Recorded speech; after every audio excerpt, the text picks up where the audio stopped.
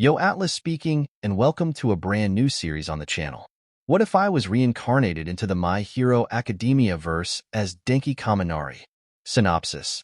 After my death by electrocution, I was ironically reincarnated into the My Hero world as Denki Kaminari. My reincarnation left me conflicted as I had randomly lost my life and found myself in an anime world as a weak-ass side character. Not to mention, contrary to popular belief, the My Hero world was extremely dangerous, especially for those who were quirkless or worse had useless quirks. But a side character like Denki was also a possible victim to any of the top villains, or any competent villain with good strength. Denki had no business living as long as he did. As to be frank, the Kaminari of the original series was a waste of potential and a dumb ass. The new Denki resolved to not only survive but thrive in this new world, starting with fulfilling the potential of electrification and beyond. Denki also resolved to not settle with being a side character and planned to use his intelligence of the future to rise to the very top. But that's in the distant future. Let the tale begin. Chapter 1. Reborn in a Hero World. Happy birthday, Kaminari, Chan. I look around me. There are some family members. It feels surreal that I have been here for 4 years. In a world I thought to be fictional. I died by electricity and was reborn as a character who will have the quirk to produce electricity. Well, anyway, ever since I understood that I was in My Hero Academia world, I had already started preparing for the future, and I gotta say, I have been trying different methods of training from the internet, and I gotta say they are pretty effective.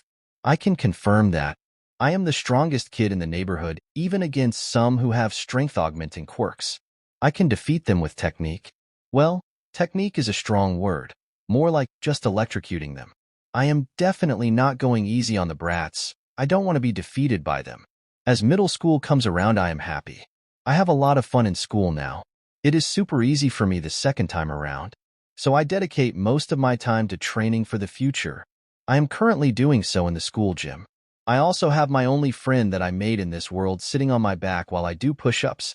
She is just chilling and reading a manga. I didn't really try to make more friends because, as a certain King Explosion Murder would say, they are all side characters.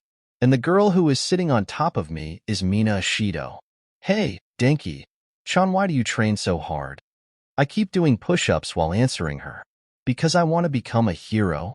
I answer her without missing a beat. Well, a hero can entail a lot of things, but it sounds better if I say it with some enthusiasm. When we become heroes together, we will have a lot of fun. Whines Mina. Usually this would be annoying, but I have gotten used to her now after putting up with her for so much.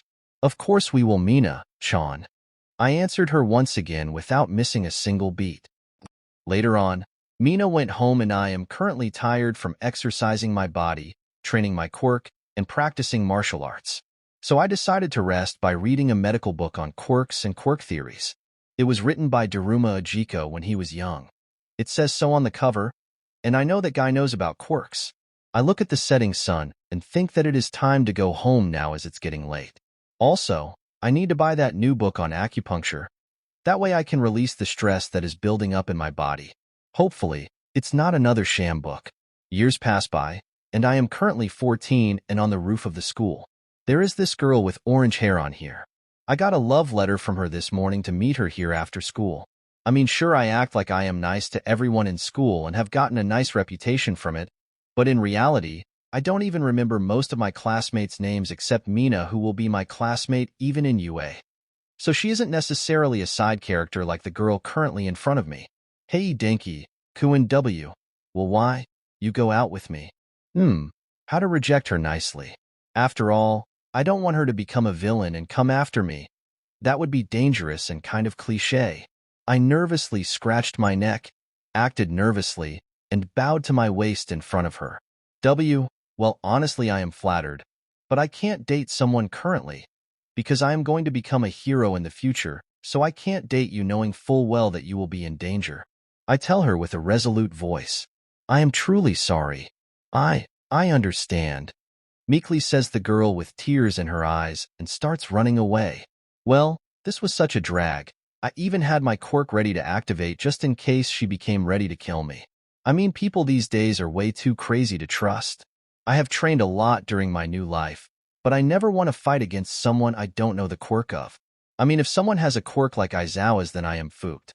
That guy is like the counter to almost all quirks, even all for one and one for all.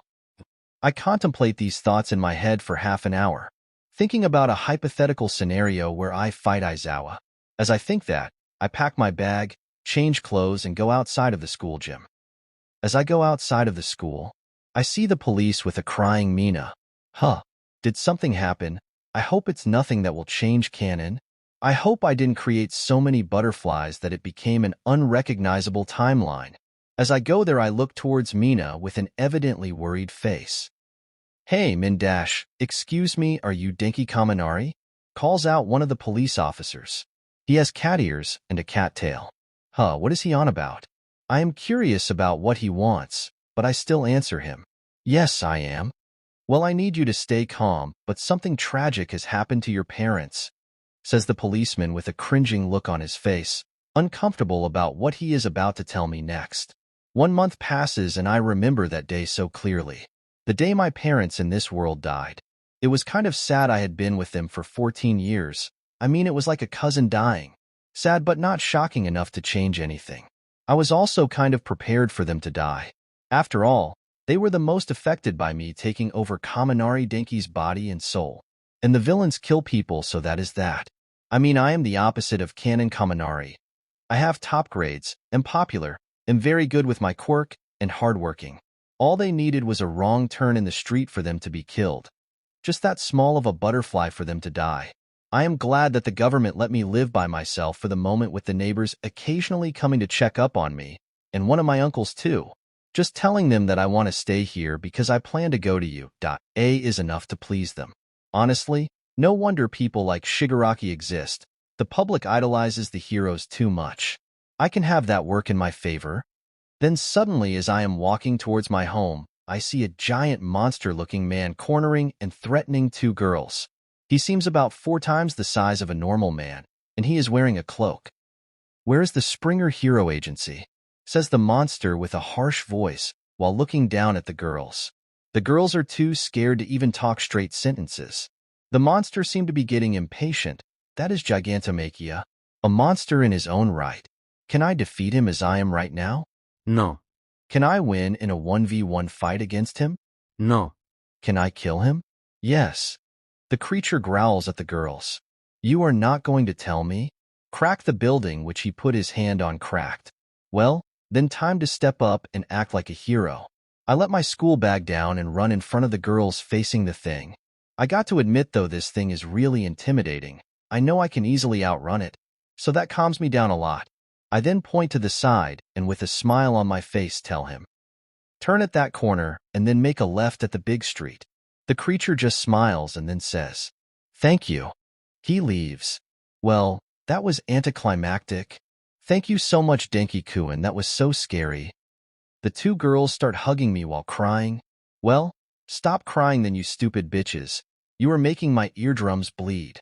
But even with my negative thoughts, I just turn towards them and smile charmingly while softly saying to them, no problem after all, even if I wanted I can't ignore 2 beautiful ladies like yourself. They immediately blushed. Wait, it can't be this easy to make a girl blush, man. Young people these days. After helping them get up and they are not panicking anymore, I just turn around and start walking. Anyway, see you at school. Chapter 2. The Promise. After the incident yesterday, my life is returning to normal. I need to train some more. I only have 1 year until UDATA starts and all of the canon shenanigans begin. By then I must be strong enough to survive. I can't count in a mid-battle power-up. I arrive at the school locker and I am changing my shoes. Japanese schools are so weird. Then I sense Mina come towards me with my electricity sense, which senses the electrical waves of something's or someone's brain. I have been friends with Mina for so long that I even know her brainwave signal. She comes close and puts her arm behind my neck and says, hey, I heard from Sheena, Chan and Keela. Chan that you helped them yesterday. Wait, who even are Sheena and Keela? Oh, she must be talking about the girls that I helped yesterday. Well, it was nothing big. After all, I want to become a hero, and my body kind of moved on its own. That last part was a lie, because if there was real danger, my first instinct would obviously be to run away. But Mina still believes it, and she smiles even more wildly. Wow, if you say something like that, it makes you sound already like a real hero. Also, did you know that Kirishima was at the scene when you did your heroic cool stuff? He even apologized to those girls because even though he was there, he was too scared to help. Wait, did she just say Kirishima? I have to make up for my mistake immediately. Oh, I remember now.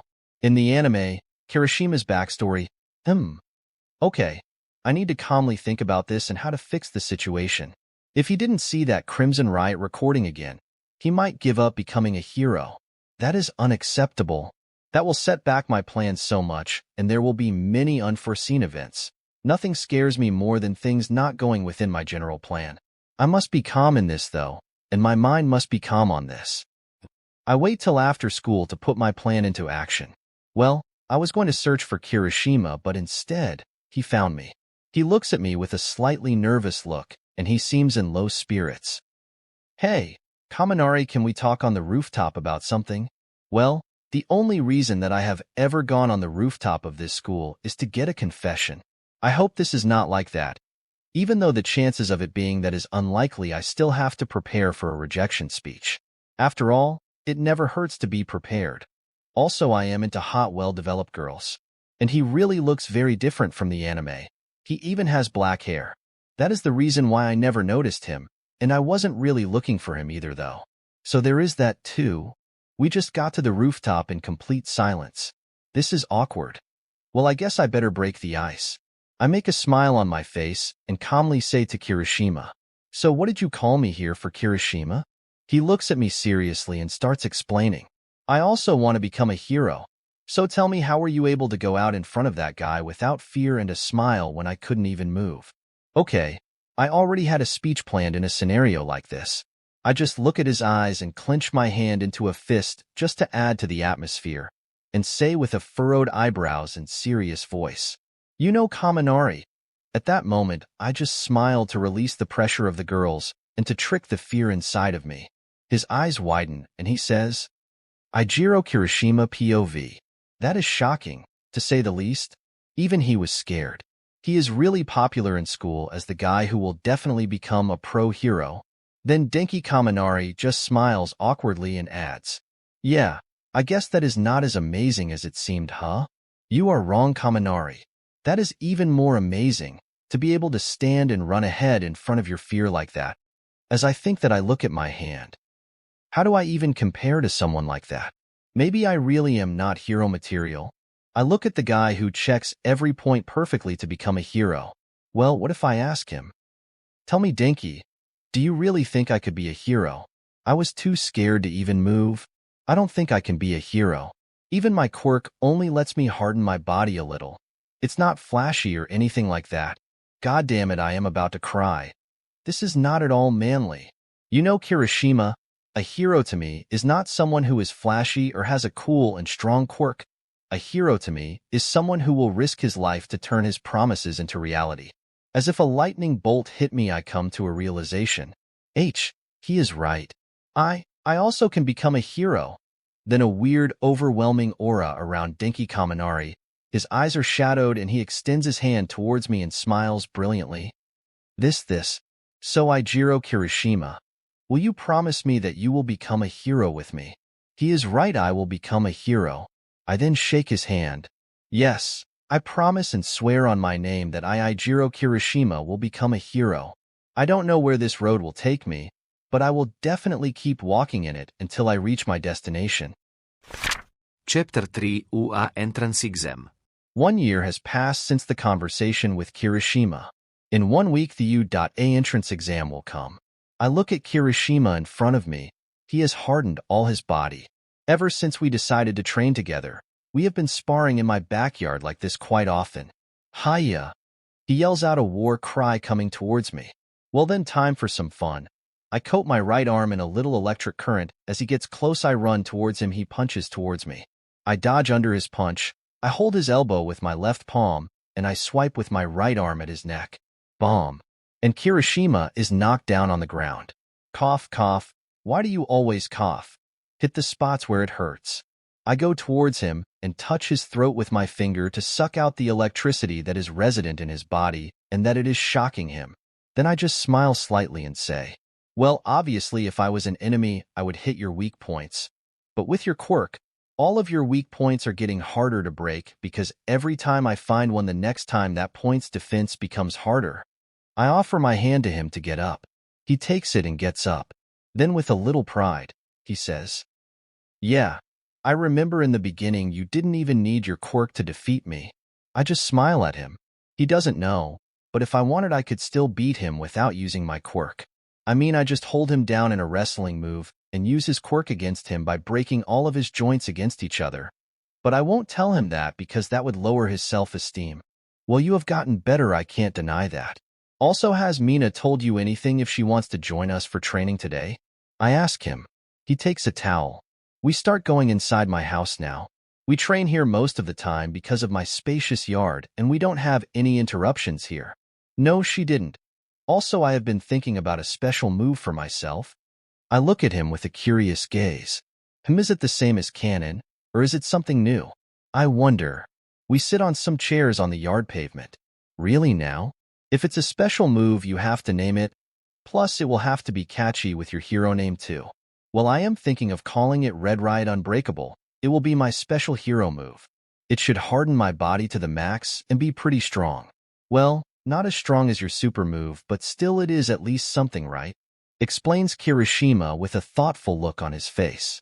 So the same as canon, but earlier. Well, he probably has to learn this first before learning anything more advanced. I then get up and go get some water from the fridge and tell him, that is quite cool sounding and catchy too. 1 week passes and I smile as I see a building in front of me. I, Mina, and Kirishima are walking towards you together. So you are thinking of dyeing your hair. That would look super weird and macho. As always, Mina says stuff in a joking way that might be an insult, or not. I smirk a little and say to her in a calm, reassuring voice, well, if he wants to, he should. After all, it would be like him starting his journey towards becoming a hero. They look at me surprised. I just shrug my shoulders and smile at them. Or something like that, I guess. After finishing the written exam and physical check, I am now listening to the explanation by present Mike Deku, also does the murmuring the same as canon, and then Ida reprimands him, again like in canon. It seems like nothing has changed from canon, at least not yet. Now we are on the test grounds. Damn, how does you even get the budget for robots plus the buildings? And the exam also seems to be the same as canon? Begin, shouts President Mike. As soon as he says that, I move electricity through my body. I can feel electricity run through my body and a slight tingling feeling pass through my spine. My hair stands up and I am surrounded by electricity. Fwash. I immediately started disabling the robots, and using my electricity, I easily fry their circuits. As I am counting, I reach the 70 mark point. I look at my electric resistant watch. Damn, these robots are hard to find. 3 minutes, and I still have most of my charge left. Damn, I'm going to need to charge some electricity. My body by just moving creates electricity, or I can get it from an outside source. I can hold my speed of lighting transformation for up to around a dozen hours. Sure, that seems a lot, but that isn't counting the times I might need to shoot off lightning as an attack or such other things. I hope you.A will be able to help me with that, even as I have developed ways to recharge, such as with my movements. Also, I hope they can help me find a way to help create a railgun. I haven't been able to create one for myself. Anyway, I go saving people all around the field this time. I don't outright just short-circuit the robots. I just press their off switch when someone is about to be hurt, and that is that. Well, I definitely passed the written exam. I am sure I did get more than 90%, and the practical exam is a given. I guess all that is left is to just wait for the results. Chapter 4, Record. Teacher spe ove. The white rat-like creature wearing a suit looks at the monitors displaying different cameras through the testing zones. There were also some drone shots. His quirk is a high spec, so he looks through all the screens and his mind works at crazy speeds, analyzing and calculating different scenarios, playing through different fields. While All Might was looking at Midoriya, the teachers like Midnight, Eraserhead, and all of the other teachers and even the other staff members were concentrated on the lighting boy, Denki Kaminari, One camera would catch him for a split second, and next, he would disappear in a yellow flash. Can someone give me this kid's file? Asks Nizu with a smile on his face, or at least what seems like a smile by human standards. Midnight then goes to a table, and with all of the files on it, she takes one with the photo of Denki Kaminari stapled on it. When she gives the files to Nizu, he opens them and quickly reads through them. So what does it say? Asks Vlad King. Nizu just looks at Vlad, and with a surprisingly light, disturbed voice says, well, the kid is Denki Kaminari, and he has a quirk called electrification. It gives Kaminari, Kurin, the ability to charge an electricity and emit it out of his body as a sort of protective aura that electrocutes anyone through contact. Denki Kaminari was born to two seemingly normal parents, a father who worked in an office and his mother was a housewife. They both died in a villain attack. Seems like Kaminari, Kurin always wanted to be a hero, but after his parents' death, even more so after his parents' death, he asked for independence to live alone with only the supervision of his neighbors. The others are perturbed by this a little. Normally, kids aren't allowed to live alone, except for the ones with high-risk quirks. Nizu can immediately discern the situation and see that Kaminari was most likely telling an alternate reality, lying to the child services that his quirk releases lightning at random intervals which hurts those around him. It seems like he is determined to become a hero, says Midnight. She too assumed the same thing as Nizu. It isn't necessarily rare for children to tell a lie like that, but most children aren't skillful at lying like young Kaminari seems to be. Nizu just shakes his head and says, but the most disturbing thing is that even though his quirk gives him a certain immunity to electricity, the way that he is internally using it, even if it does not critically hurt him, he must feel a massive amount of pain. After all, from his moves, he is shocking his systems and organs to work beyond their limits. A reckless move of someone who doesn't seem to care for his life. When he comes here, no matter what, we must stop him from overly using that move. All of the teachers nod, not understanding that Kaminari's quirk is classified as electricity generation. He never mentioned that it also makes him resistant to electricity. He left that part out by mistake. It also seems like the kid will set a new record, says Aizawa as he looks at the scoring record. All the others look at the scoreboard, and they are all a little shocked at Kaminari's score. 165 villain points, 99 rescue points. Well, that is a new record, concludes Nizu. Denki Kaminari, MC, POV after exiting the UA high school together with Kirishima and Mina. When we are outside, Kirishima smiles at me and says, how did you do, Denki? I bet you got a high score. Kirishima has a confident look on his face, so he must have done quite well. Ayaha! Screams Mina in panic. I don't know if I will even pass. I defeated so few robots that it isn't even funny. I just smile at her and pat her head and reassure her. Don't worry about it, Mina. I am sure that you passed the exam. Then when I do so, she just looks at me and blushes a little, and tries to hide it by swinging her arms around and saying with frustration, Denki, stop treating me like a kid. We are not young anymore. I just keep smiling and keep petting her head again. There's no need to be sad now. Kirishima laughs out loud while Mina just pouts, and in a quiet voice, she says, Baka Denki. It takes 1 week for a letter to arrive for me. So I settle down on the comfy chair in my room and look at it in front of me. I open it, and a hologram of All Might appears in front of me. I am here as a projection, yells out All Might, startling me for a split second. What the hell? Why does he have such a loud introduction even while in a projection? I actually came to this town to work at U.A, announces All Might.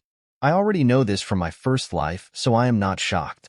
You passed your written exam with flying colors, and you also passed the practical exam, says All Might once more, speaking way too loudly. Is he stopping like that just to be dramatic and raise tension?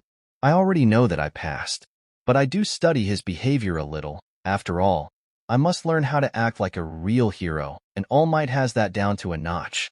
You also got the highest score ever recorded at you. You got 165 villain points, but that is not all. A hero is someone who helps people, so you also got 99 rescue points.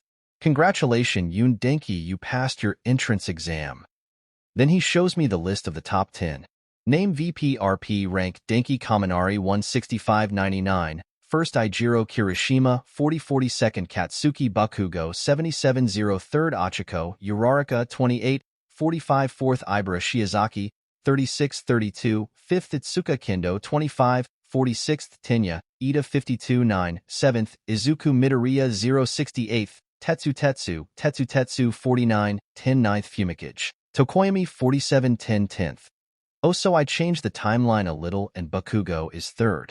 I guess Kirishima did train hard during this time. I better be careful of changing too much, or else my future knowledge might become null. And I kind of am nowhere near strong enough to be able to handle it. I wonder what the teachers thought of my willpower. I intentionally made myself self-sacrifice, at least in the eyes of teachers. That is one of the best qualities a hero can have. Chapter 5. The Start of MHA. And just like that, April comes and the students accepted into U.A are ready to begin their new hero academia. Kaminari was also making preparations of his own. He knows how the first day of the academy will be. So as soon as he wakes up at 5 in the morning, he pulled out a medical book from under his bed and immediately started reading it. The human brain is at its best 2 hours after waking up. Most people spend their time riding a car or going to work. Kaminari spends that time reading, usually medical books.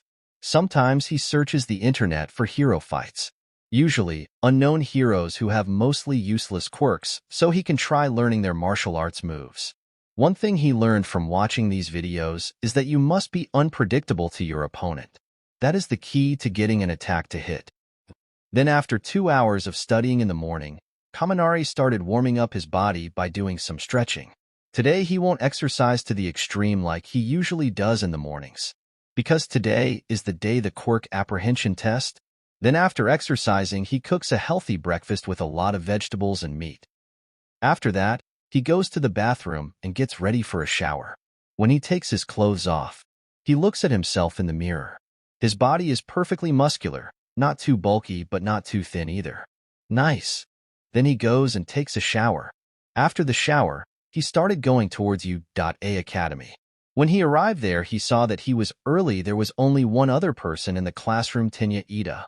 As expected of someone smart like him, thought Kaminari. Then when Ida saw Kaminari, he immediately went there to greet him. Hi, my name is Tenya Ida. It's a pleasure to meet you, classmate. As soon as Kaminari saw him acting as he used to in the anime. But he was different from Kaminari in the anime. Here he was the same height as Ida and about the same muscular structure. So Kaminari just smiled and said to him in a playful tone, Nice to meet you, Tenya Ida. My name is Kaminari Denki. Since we will be classmates for a long time, I hope we can get along. Then Kaminari's smile widens and just pats Ida on the back while saying, So just relax a little, ha ha ha. Ida was a little shocked to see someone friendly like this, especially since he knows that Kaminari was the first in the entrance exam ranking. He isn't arrogant or anything like that. Then Ida smiles a little and says, Ah, so you are the first ranked in the entrance exam.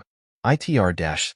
Then as he was about to continue, the door opened again, and the third student to arrive was Bakugo. When he sees Ida and Kaminari talking, he just says, Who did you say was number 1? When Kaminari saw Bakugo, he just smiled and said in a teasing way, Oh, so you heard what we were talking about. Since we weren't talking loudly, or when you opened the door, that wasn't the last thing that was being said. So, I can only assume that you must have been too nervous to enter the door, and that is how you heard our conversation, isn't it? Immediately, as soon as Bakugo heard what Kaminari had said, he yelled, Hell no. You pea hair, that isn't what happened. When Kaminari heard Bakugo insult him, he just started laughing. Haha. Bakugo gets even more pissed off when he sees him laughing. What are you laughing at? Are you brain damaged? Then Kaminari laughs even more. He laughs so hard that he was almost out of breath, and then points towards Bakugo's hair and says, Ha ha ha, our hair looks the same. You just called yourself pea hair. Ha ha, that is like a middle school insult. Pea hair, aha, cough.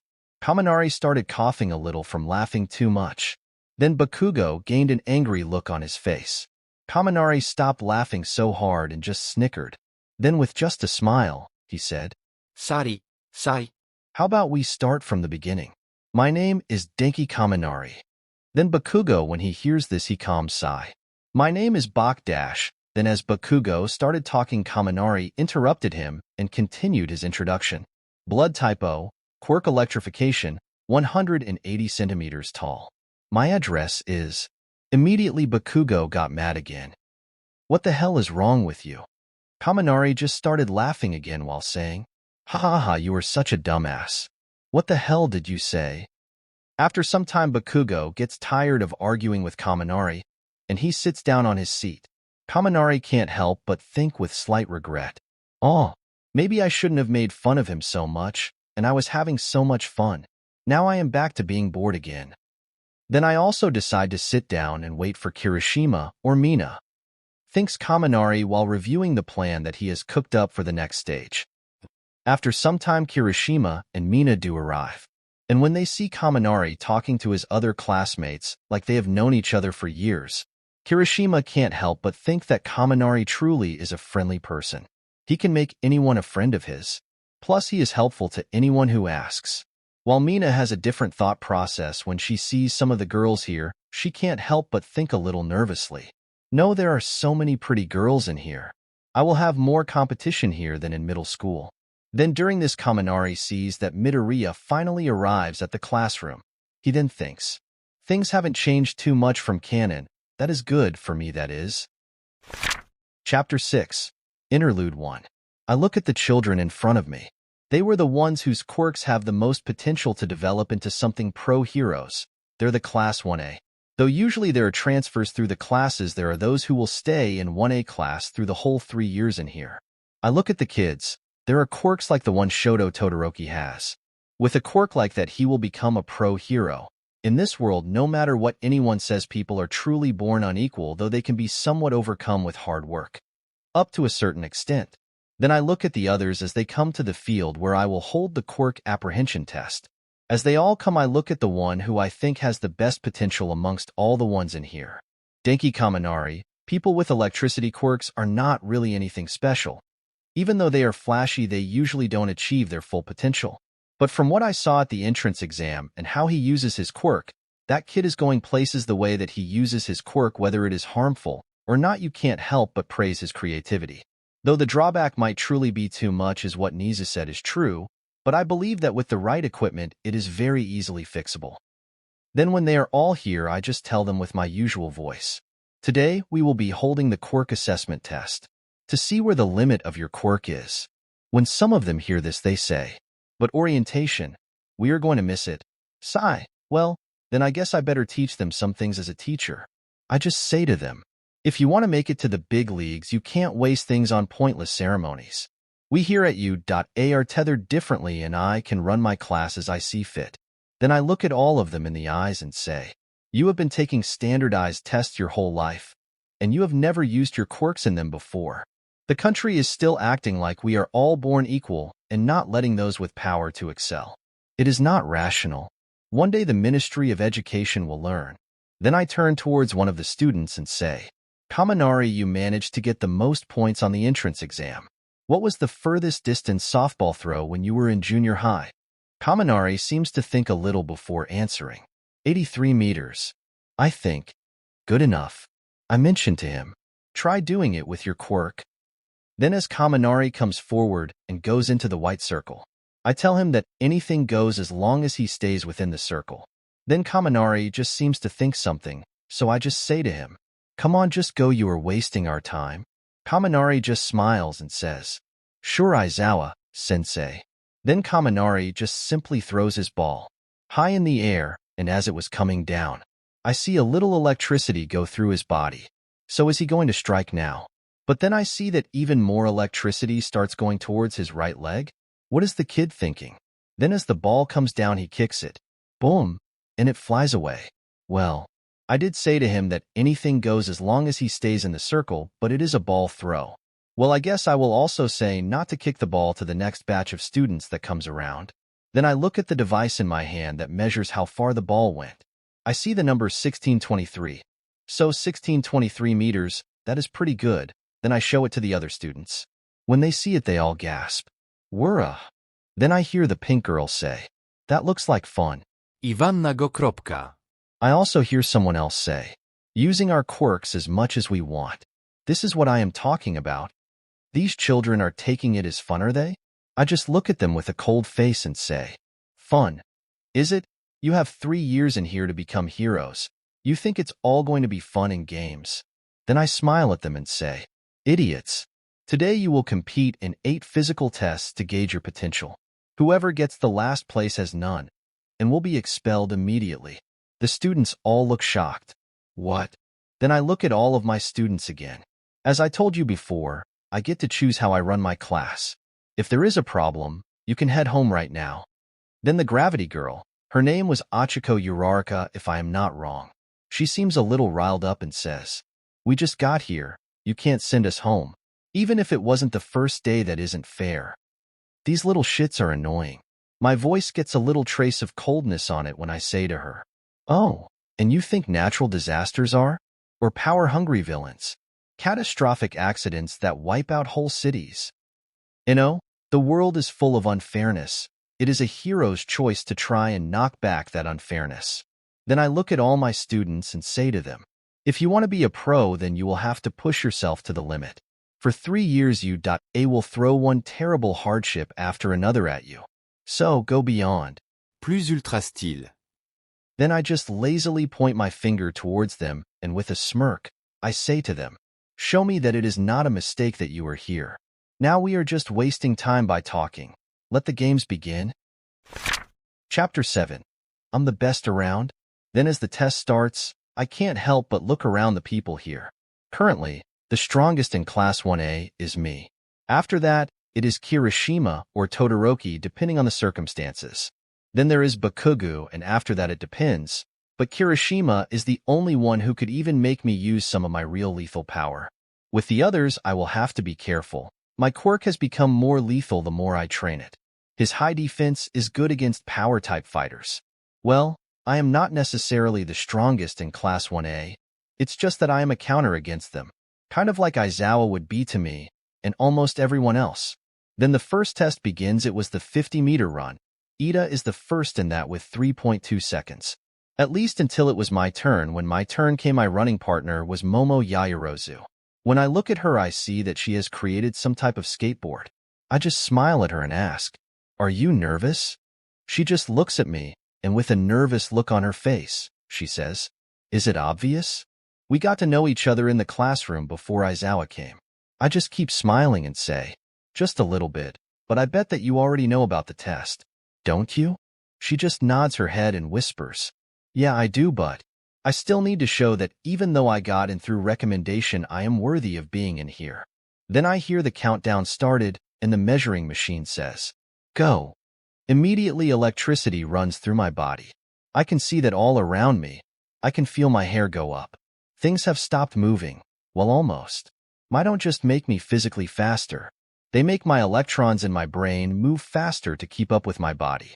I studied a lot about the normal human brain to be able to achieve this type of power. I can also see that Momo moved by 1 centimeter, and I haven't even started moving yet.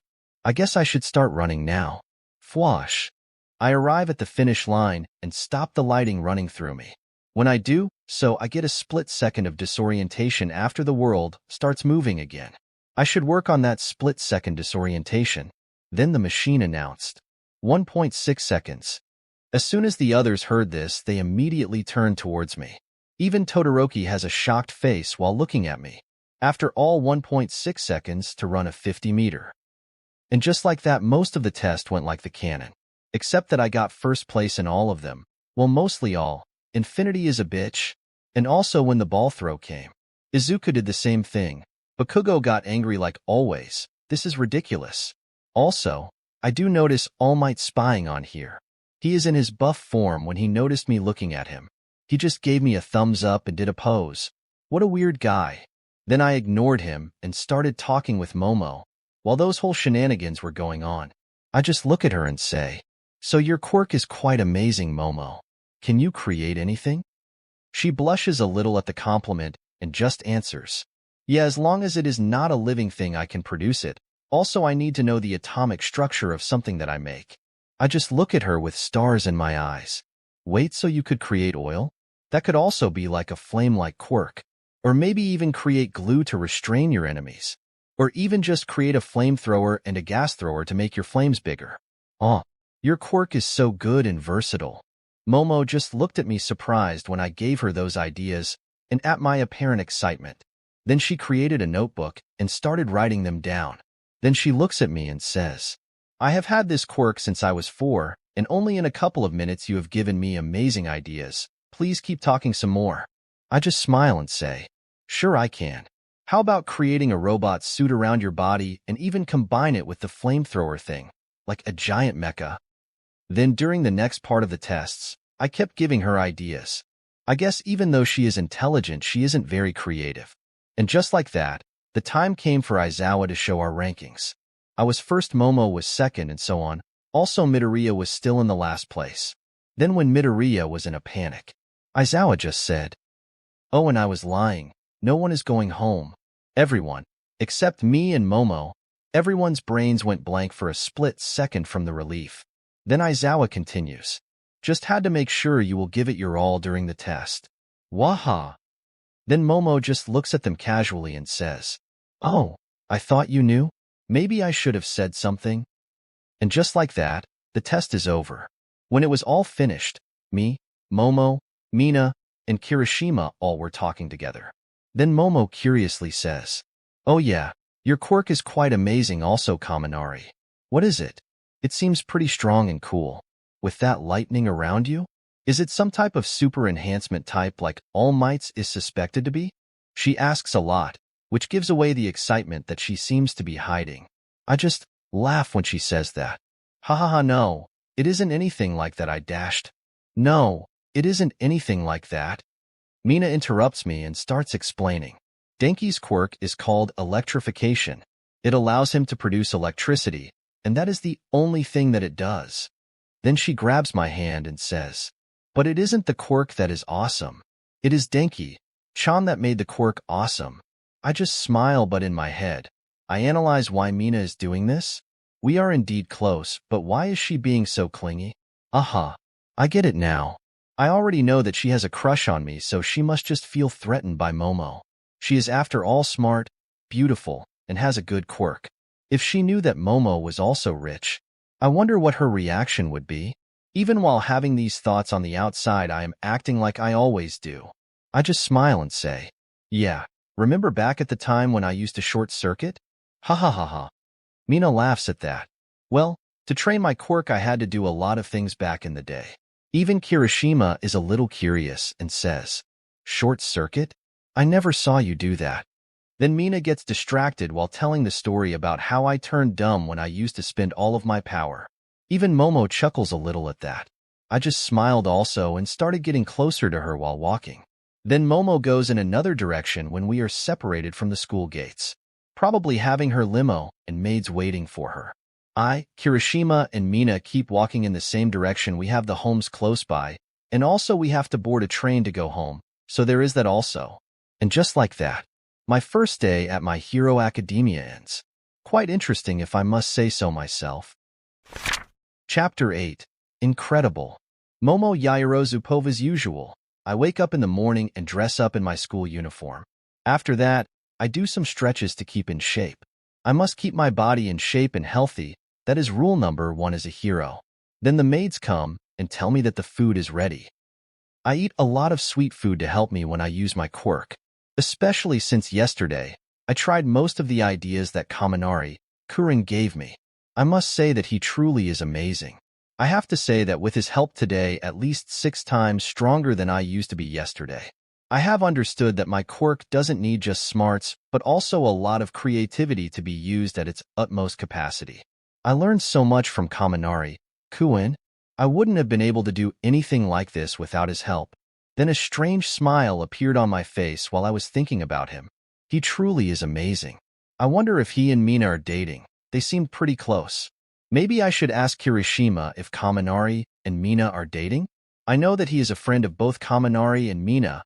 They have known each other before you, so he should know if anything is going on between them.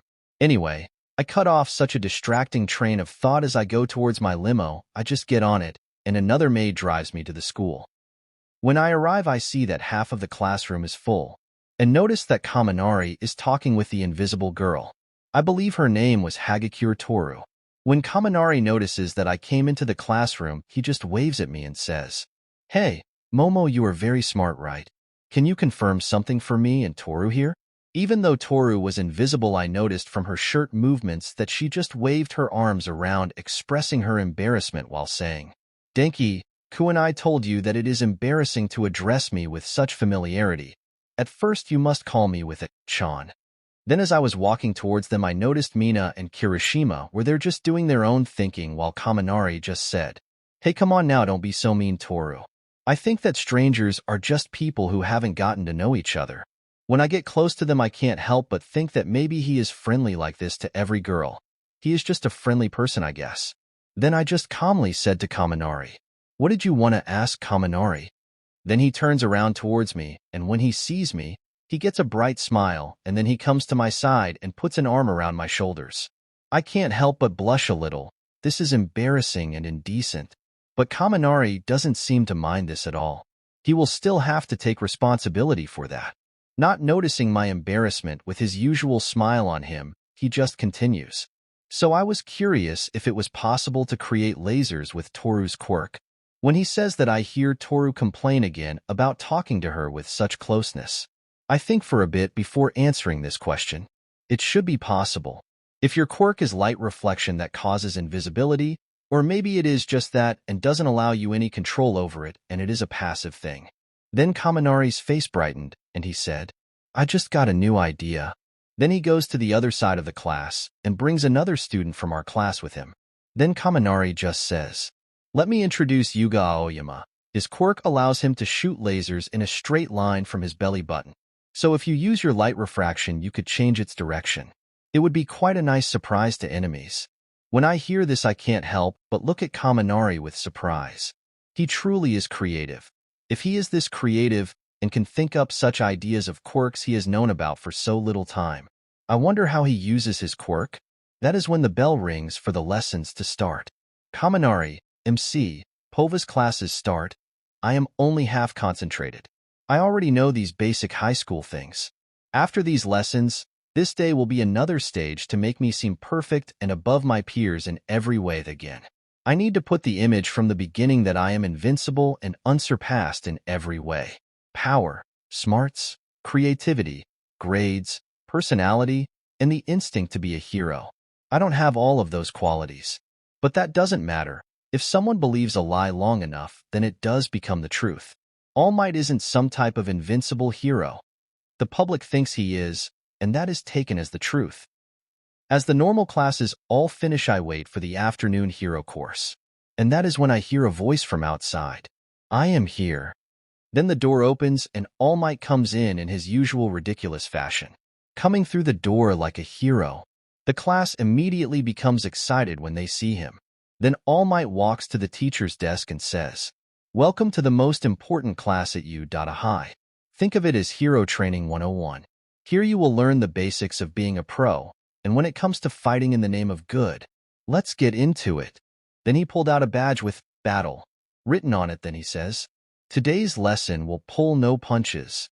Some students are excited while other weakling cry babies like Midoriya seem a little scared. I will never understand what All Might saw in him. His only special quality is being quirkless, and even then he still wanted to be a hero without even trying to train his body at all. That isn't something that should be seen as good in a person.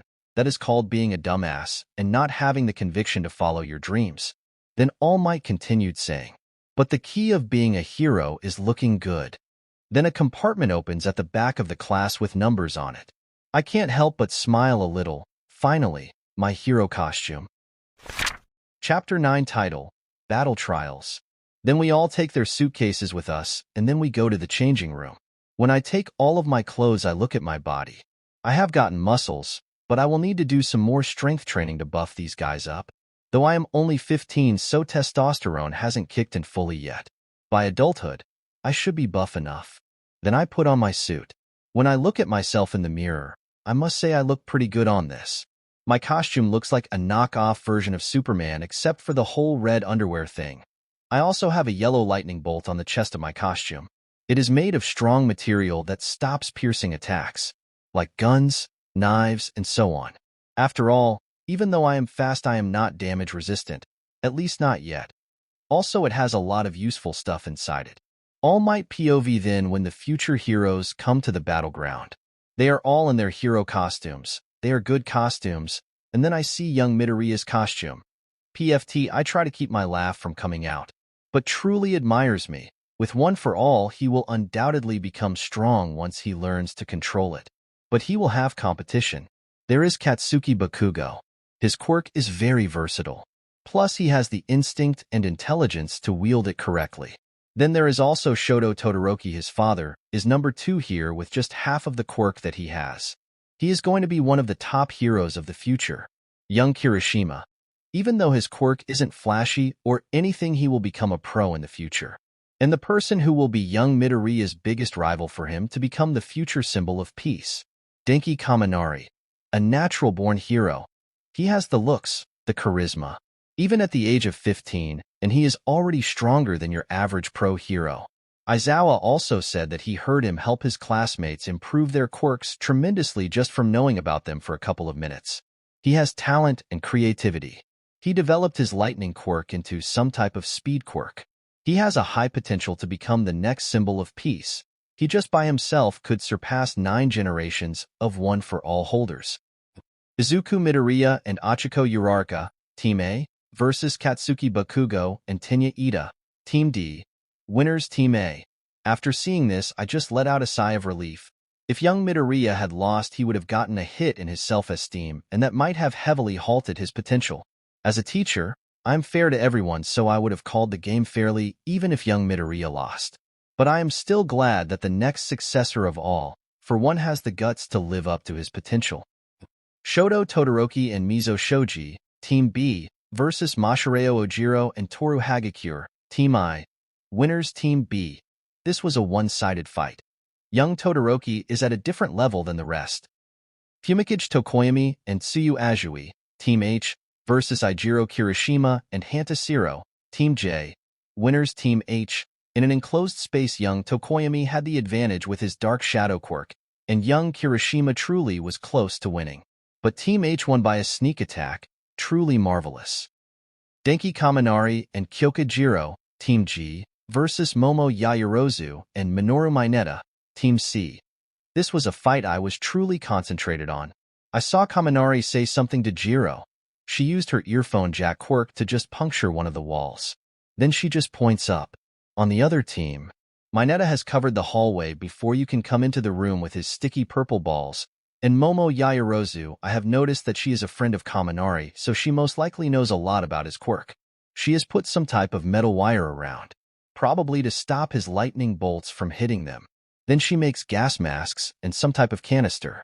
Then she opens them and, oh, that is smart. She is going to use knockout gas against Kaminari.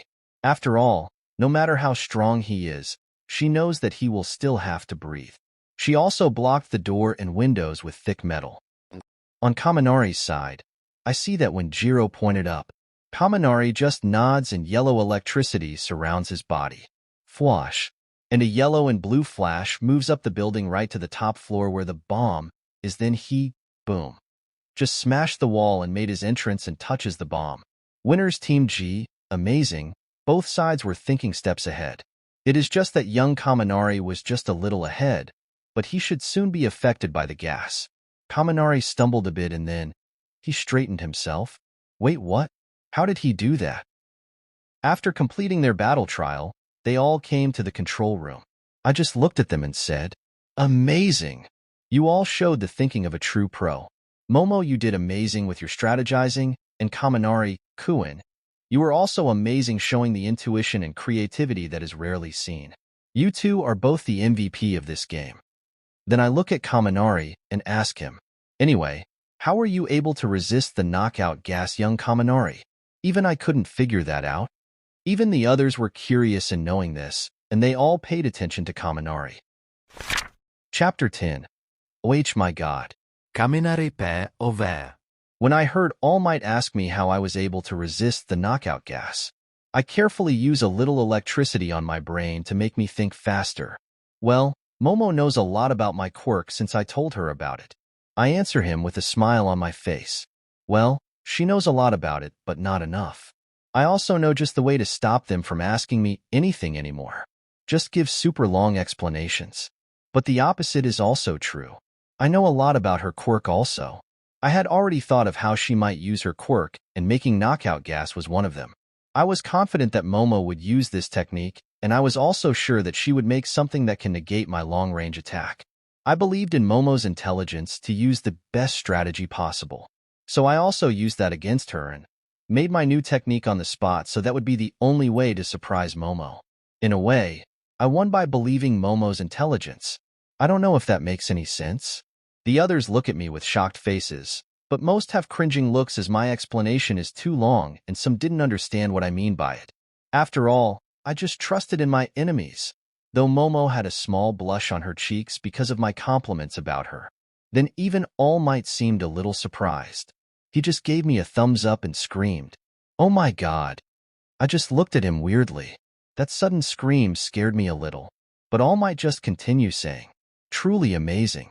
A battle of intelligence. You knew that as a hero squad you would have to go against the villains, or you would lose because of the non-action. And like a true hero, you came out of a pinch at the right time." I just smile at his compliment and point to my teammate Kyoka Jairu, the earphone jack girl. And I say, well, it wasn't only me. It was also because of her that I could act with 100% certainty. I told her to listen for any sound and describe them to me, so I could get the gist of the situation. Jairu also blushed a little and played with the cable like extensions on her ears out of embarrassment. Then I continued saying, "Oh, by the way, I call my new technique. I use the heat generated from my electricity inside my body to boil any substance that enters my body." They looked even more amazed when I said that. Momo even came forward and said with a serious voice, "I can accept that I lost to you. If I had a quirk like yours, I would have never thought to use it like that." I just smiled at them while thinking, well, the technique isn't something that can just be learned by knowing how they work. None of my techniques can be learned like that. I have such perfect control over the electricity inside my body. That is why this is possible. If I couldn't control it like I do, my new move would just boil my blood, or my technique would just shock my muscles. I have absolute control over the electricity inside my body, which was learned over a decade of countless hours of training. Then there were some other battles after that. After that, we returned to class, and as we did so, Bakugo decided to leave the classroom. A little after that, Midoriya, looking all tired and spin out, came into the classroom. Ochako, Ida, Kirishima, and some others went to congratulate him. As they did so, Midoriya looked around, and when he didn't find Bakugo, he asked, "Where is Kachan?" Kirishima says to him that Bakugo went home.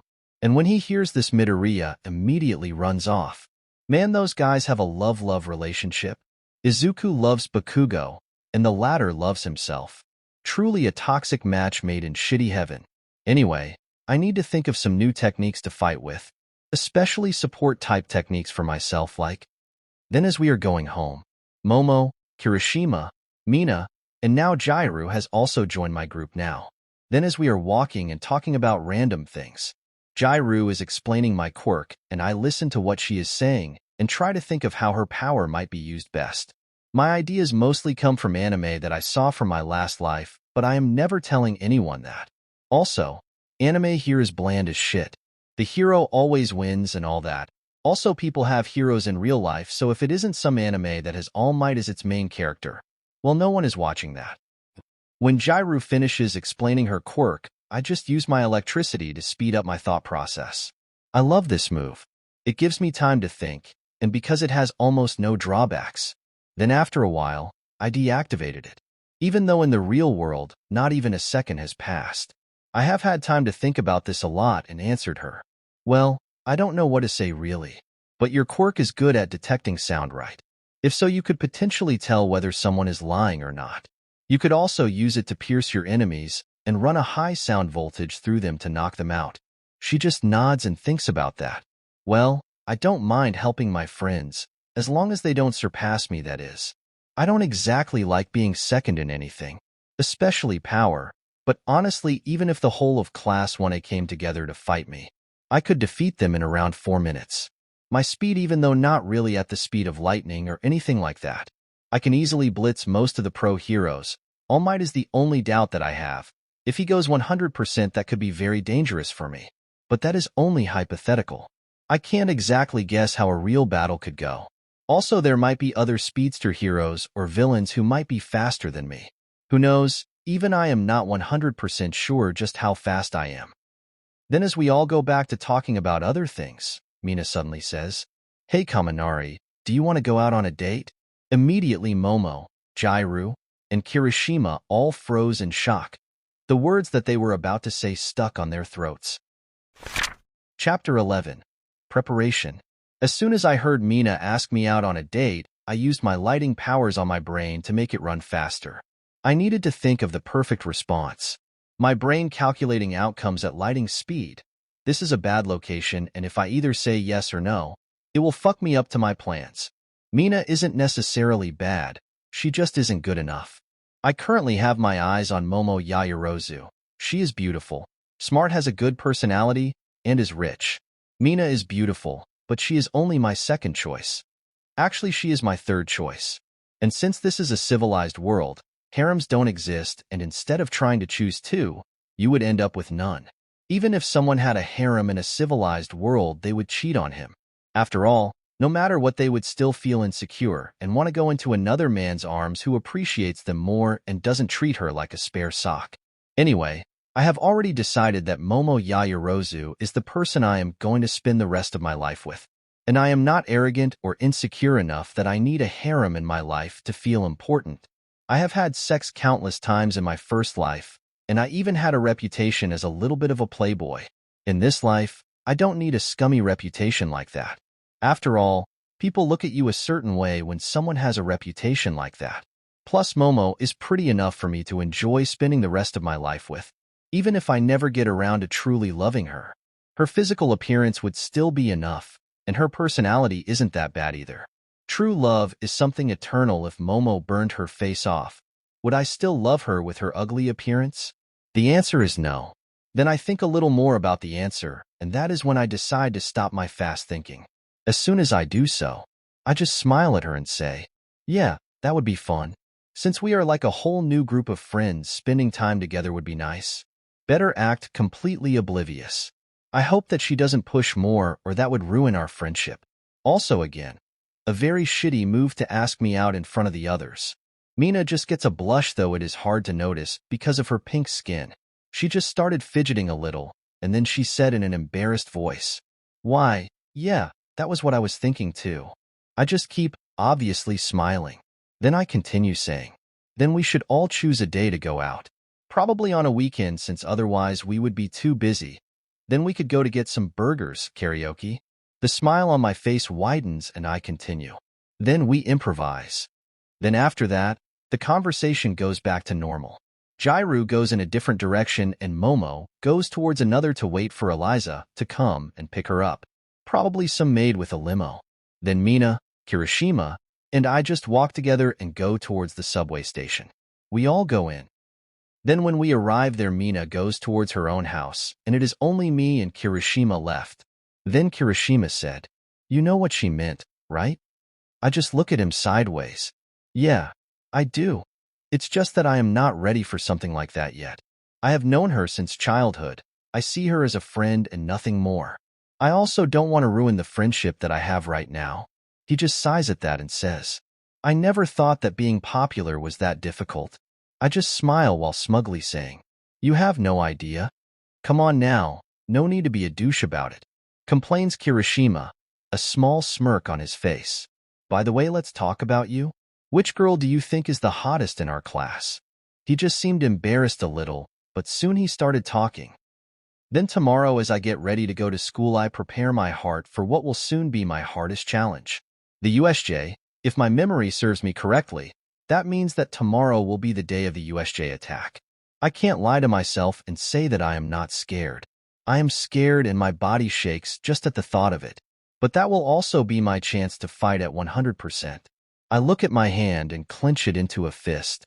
I have been training my quirk for over a decade. Endless hours of training have led me to become someone untouchable in my age group. Even though that is so, I have never fought at 100%.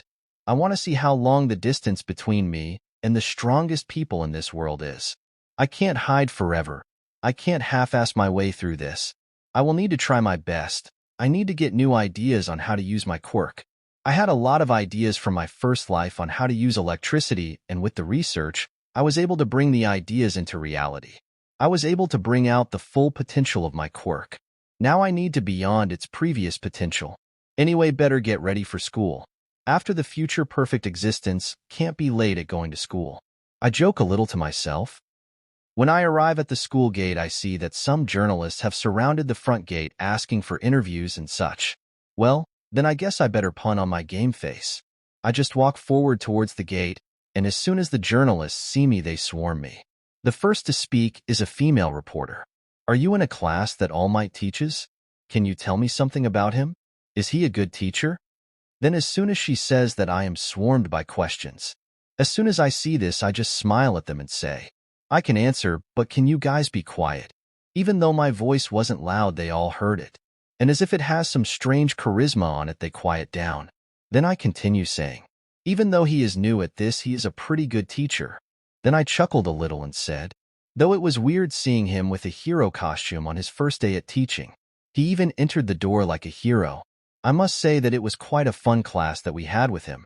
You could also say that it could compare to the first class we had with the homeroom teacher. Then I look at the clock and say, oh my. Then I start walking towards the gate and waving at the reporters while saying, I am sorry, but that is all the time I have. I wouldn't want to be late for class after all. A is the best and requires the best out of their teachers and students too. Then I just go inside. Chapter 12. Choosing a class president. As I enter the classroom, I see that there were some of my classmates in there.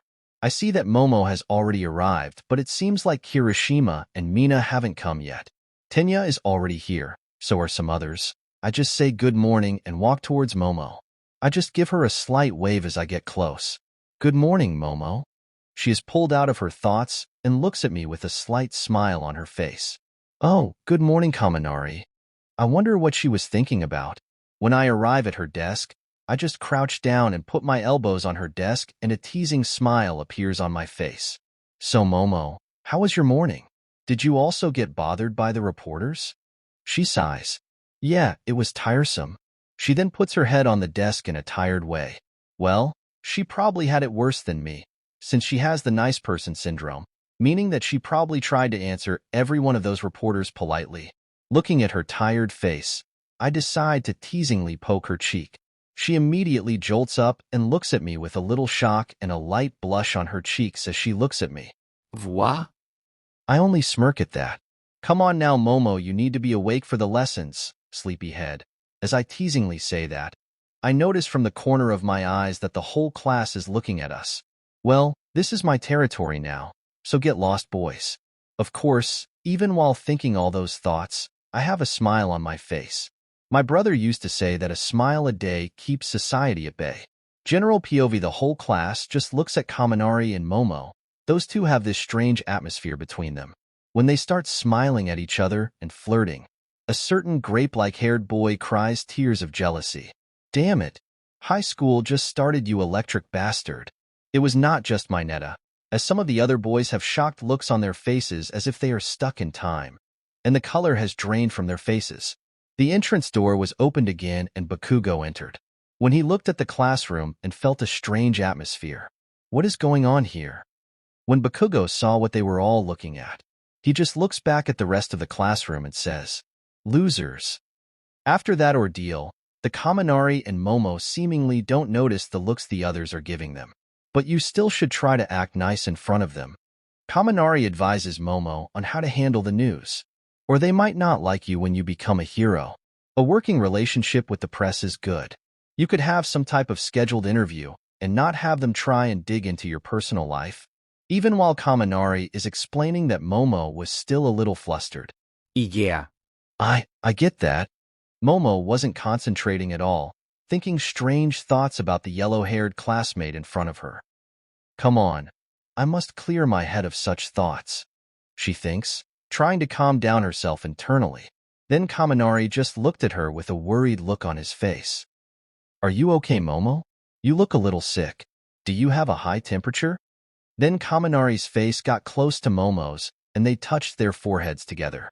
Momo didn't even have time to react as he just says, "You seem okay, but it would be better if you went to the infirmary for a bit and have the nurse look at you." Momo just mumbled slightly, "And no, I am okay." Then she got even a brighter blush as he continues, "I can carry you, if you want." Kaminari grabs her hands with his palms tenderly and says, "I'm really worried about you. You have been acting weird. Are you sure that you are okay?"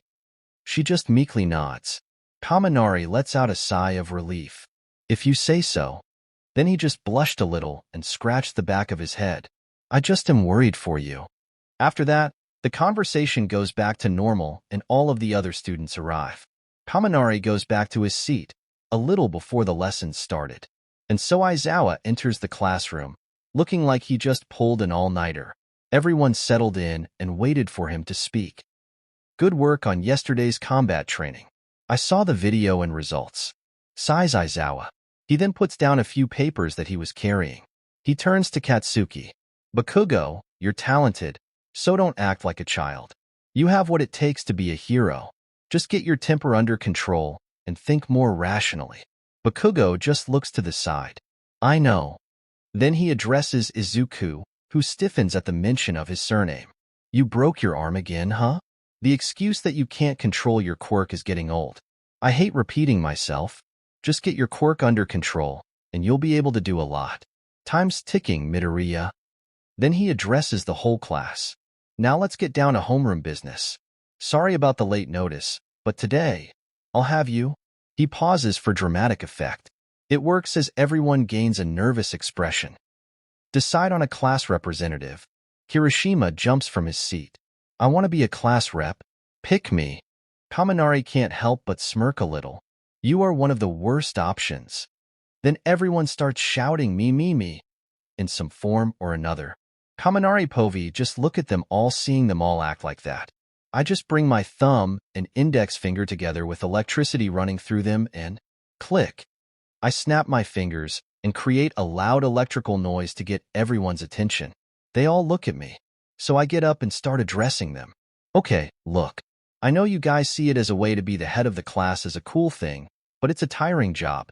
You have to stay at school when your classmates have already left. Then I try to make the position even more unappealing. You will also have to do paperwork and have to keep constant checks on everyone. It's something that needs to be handled with respect and understanding of the responsibility of leading each other. You wish to be class rep because you just want it?" I just narrow my eyes. "That's in my eyes, stupid. That's why I think it's not worth it. I see only 2 people who would make that position worthwhile. Seriously, class rep is more of a pain in the ass than anything. I have experience from my last life about this." Azui speaks up. "It almost sounds like you want to make the position so unappealing, so you could take it for yourself." I just shrug. "You can take it however you want. I am warning people that if they want to be class president, just be prepared for the work that comes with it." I mostly agree with Kaminari, Kuin. It is a position of respect, and it should be treated as such. Ida, you would be perfect for the job, and he was also chosen during the canon timeline. He values rules and seems like he could recite the entirety of Quirk usage law in his sleep. Then the rest of the class started speaking again between each other. "I believe that we should hold a democratic election, but we haven't known each other for that long, so how can we trust the elected?" Azui speaks her mind. Then Kirishima supported her. "Yeah, everyone will just vote for themselves." Then I decided to get a little on the chaotic fun and said, "It's simple then. We can't vote for ourselves." Chapter 13. Becoming Class President. In the end, we couldn't decide at all. Aizawa told us to choose someone before the end of the day or everyone gets detention. He doesn't want to waste time, which is what we were doing. And now it's lunchtime. Then while serving us lunch, the hero lunch, Rush happily exclaims, "Please, enjoy your lunch." I just looked at him with a smile. "I will. Thank you for preparing the meal." Then as our friends group currently consists of Mina, Kirishima, Momo, Jairu, and me, Mina just looked around and said, "Wow, it's still surprising that there are so many people." We find an empty table and sit down. I answer her by saying, well, yeah. All 4 courses have lunch at the same period. I find it surprising that there are still empty seats. Still, we have to decide who's going to be our class rep. I still think that democracy, where we can vote for ourselves, is the way to go about it. Kirishima brings back to the topic. Still, I find it a bit stupid to have an option to vote of yourself. I say as I put a big spoon of rice in my mouth. Momo just sighs as she also starts eating. Jairu decided to say, but still we don't dash. Jairu was about to finish her sentence. The alarm rang. There has been a level 3 security breach. All students please evacuate outdoors promptly, said a mechanical voice. Probably a type of computer system. As soon as I heard this, even though I knew what was happening, I used my lighting quirk to speed up my thought process. Everything becomes slower as I think up different ways that I should handle this, or if my already set up plan has any flaws in it. After I finish making some adjustments to my original plan, since some of the circumstances are a little different, I stop using the lighting to speed up my thoughts. Then I notice that when people try to leave the cafeteria, they keep shoving and pushing each other, crying and shouting. It only gets more and more intense as people are driven forwards like mindless sheep without a shepherd. Since I'm pretty tall because of my training, I just jump a little and manage to look to the windows to our left and see Aizawa-sensei and Present Mike stopping a bunch of reporters. When I see this, I widen my hands and clap. Boom. When I did so, instead of the normal clap, it was heard as if it was the sound out of a bullet. That sound drowned out any cry or shout. It stopped everyone in their tracks and made them turn to the source of the sound. Me. Well, then time to show these sheep who is their shepherd. Will you all just stop for a moment and think? You're running like a bunch of sheep, trampling whoever falls to the ground with no regard for their safety. If you look out the window, you'll see it's just a bunch of people from the press that somehow got in. So take it slow, help those who fell, and see if they need any medical attention. If so, then bring them to the nurse's office. Think before you act. I noticed some people not being satisfied with what I said, and some were even insulted. Well, I know how to handle beta people like them. You're people who got into UA. You are smart, so use that intellect. A way to calm down stupid people is to compliment them and call them smart after an insult. They will concentrate on what they like and want to hear, me calling them smart. So like sheep, they calm down and start walking normally and helping some who fell. Finally, the situation has calmed down. Damn, I should have gone to a school for economics and become a sketchy stockbroker to rip people off of their money with my sweet talk. Then we heard the police sirens, and the whole situation was over. Only I knew that someone had sneaked in here and stolen the class timetable. Tomorrow will be the day. Then the student crowd dispersed, and each went to their classrooms. As we are doing so, I just look at my hand and clench it into a fist. Tomorrow I will be able to truly go at 100% power. I have never done that. I will finally see how far I have come, and how far I will need to go. I want to see for myself the distance between myself and All Might. I will prove to myself that the countless hours of research, training, and coming up with new ideas wasn't a waste of time. Anyway, Aizawa comes into the classroom with his usual dead look in his eyes. So have you decided on who and how you will choose your class rep? He asks us. I just looked at him with a serious face and said, I suppose democracy is the way to go. Most people in the end agreed. Then the voting started. When the results come in, even I am a little surprised by the Midoriya Izuku. 1 Yaoyorozu Momo, 2 Kaminari Denki, 17 okay. So I did better than I thought. Way better, actually. I mean, I always naturally show the confidence of a leader, which sometimes I don't have, but I act as I do. So pretty much like every leader, act like you know what you are doing and create the illusion of competence.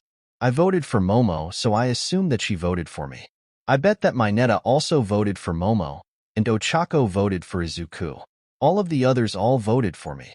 Well, I guess that could work too. I just got up from my desk, turned towards the rest of the class, and bowed. Thank you all for your confidence and trust in me. I will only abuse the power that was given to me for small and petty things. They seem a little surprised at what I said, but I just continue saying, but don't worry, I am a friendly fascist. I will be a tyrant that you should trust. And you should let me run your life because I do know what is best for you. When I finish saying that, the class catches on that I was making a joke, so they just snicker a little. Even I laughed at the end. I look at Aizawa. He has the lower part of his face covered, but I saw that his mouth twitches slightly in the form of a smile, so even he laughed a little. The next day comes. I am so nervous. I had to use acupuncture to force myself to sleep last night at all. As usual, I arrived at the classroom and acted completely normal, socializing and all that. But in the back of my mind, I was nervous as hell. When Aizawa came in, he saw us talking amongst ourselves, and then he grumbled from his sleeping bag. "You're too loud, quiet down. You have only a few minutes before we have to leave for the hero basic training. So get into your costumes, or don't, since some of them might limit your abilities for this specific type of training." So the time has come then. Chapter 14 title, A Born Hero. While we are waiting for the bus to arrive, we are all in our hero costumes. The only one who isn't in one is Izuku, since he ruined his during the previous basic training on his fight against Bakugo. I decided to have a small chat with Yaoyorozu while waiting for the bus. "It's nice having you as class rep. I don't have a lot of experience with this, so I hope that you can help me sometimes," I said while scratching the back of my head in embarrassment. It was true, I didn't have any experience being the class president in a Japanese school. Momo just smiles at me slightly and says, "Congratulations on being the class rep." I just sighed and said, "Honestly, I thought you were going to be the class rep. I even voted for you and all that."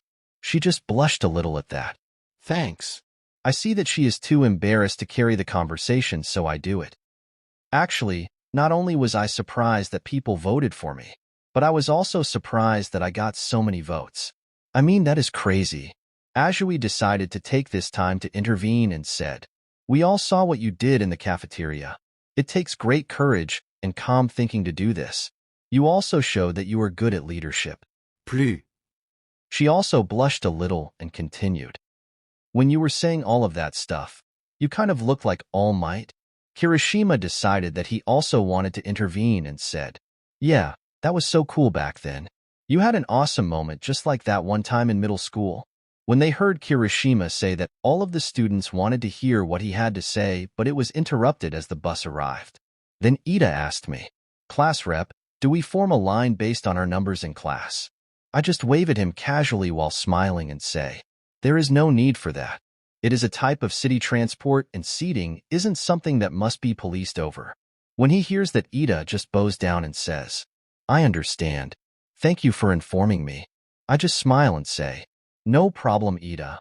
Then I look at Momo, who seems to be in some kind of trace while looking at me, but I still ask, "Did I handle the situation correctly?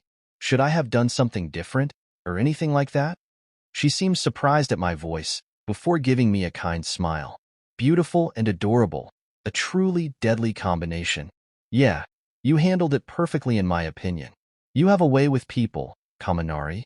Then suddenly, out of nowhere, I heard Aizawa's voice. "If you're done gawking at each other, it's time to get in and get moving." I just looked to the side and saw him. Well, I didn't even see or hear him. Ahem. I just cleared my throat and answered, "Right, Aizawa, sensei." I look back at Momo and she just nods. I tell some of the other students, "The bus is here, so get in." Then as everyone gets seated, we move to an off-campus site. My seat was in the middle of the bus. Then I hear Azui ask Izuku. We all have some small conversations. Mina even tells the story of how I taught a dog how to breakdance. I can't help it as I snicker at the memory. Or how I one time used all of my electricity and made myself temporarily dumb as a rock. Azui is the first to say, "Unexpectedly, Denki does have some lame stories of when he was a kid." Ouch, that hurt. I mockingly say. Azui then turns to Midoriya. "Midoriya-chan." He turns to her and nods. "Yes, Azui? Call me Tsuyu-chan." She tells him. He quickly nods. Then Tsuyu says, "Your quirk is very similar to All Might's. Why you think so?" "But, he stutters, looking away. "You're panicking way too much, Izuku." He sucks at lying. Anyway, I keep thinking to myself about what is going to happen soon, and I dozed off for a little. But it's nice to have a simple augmenting type quirk. You can do a lot of flashy stuff with it. Kirishima compliments Izuku's quirk. He raises his hand and activates his quirk, making his arm look like some sort of skin-colored rock. My hardening is strong against others, but it's not really cool looking. He sighs. Izuku leans forward. I think it's cool. It's a quirk fit for a pro. Fit for a pro, huh? You have to think about popularity too, you know? Kirishima sighs. My naval laser is pro-level in both flashiness and strength, says the guy who has been using French words every once in a while. Though it sucks that you get a stomach ache after a few shots. Then to calm myself, I turn my head and watch the trees pass by and enjoy the view. Bakugo shouts something about murdering someone. The scenery is nice. Then I hear Aizawa announce, "We're here. Quiet down." When we got out of the bus, we all saw the Space Hero 13. Hello, everyone. I've been waiting for you. When I hear that voice, I can't determine the gender of it. Man? Woman? Teletubby? This one is really confusing. It's Space Hero 13. Izuku happily exclaims. The gentlemanly hero who has rescued tons of people from disasters. Yeah, and it just confirmed my knowledge from the anime. Let's head inside. 13 gestures for us to follow him inside. I take in the diverse amount of biomes. This will be the new battleground. Everything from shipwrecks to fire, landslides and windstorms and more. This is the training ground I poured my heart and soul into so future generations could learn how to deal with future types of accidents and disasters. He turns to us. Its name is the Unforeseen Simulation Joint, or for short USJ. 13 tells us very passionately. Aizawa-sensei walks towards the Space Hero. 13. Where's All Might? He was supposed to meet us here. 13 walks closer, leans in and whispers something to Eraserhead. Then she raised 3 fingers. As expected, All Might is temporarily in his weakened state. Aizawa then sighs in annoyance. Talk about the height of irrationality. He turns to us. It can't be helped. Shall we begin? Then he walks off of the side, letting 13 have the stage. Let's see. Before we begin, let me say one thing, or 2 or 3, 4, 5, 6. Just say a few things. You don't have to give a specific number. Damn, I really am jumpy today. I need to be calmer. Everyone remember, I'm sure you are aware of my quirk, black hole. Then she continued her explanation about his quirk, quirks in general, and all that. Then suddenly the lights were enveloped by lightning and a black mist from the center of the USJ building. Immediately I hear Aizawa order us. Gather together and don't move. 13 protect the students. Then from the dark mist monsters come forth. And finally I see the Nomu. Is this like the entrance exam where the lessons already started? Kirishima looks at the group of grotesque monsters. No. I replied to him as I just cracked my knuckles and stretched a little while I also got even closer to Yaoyorozu.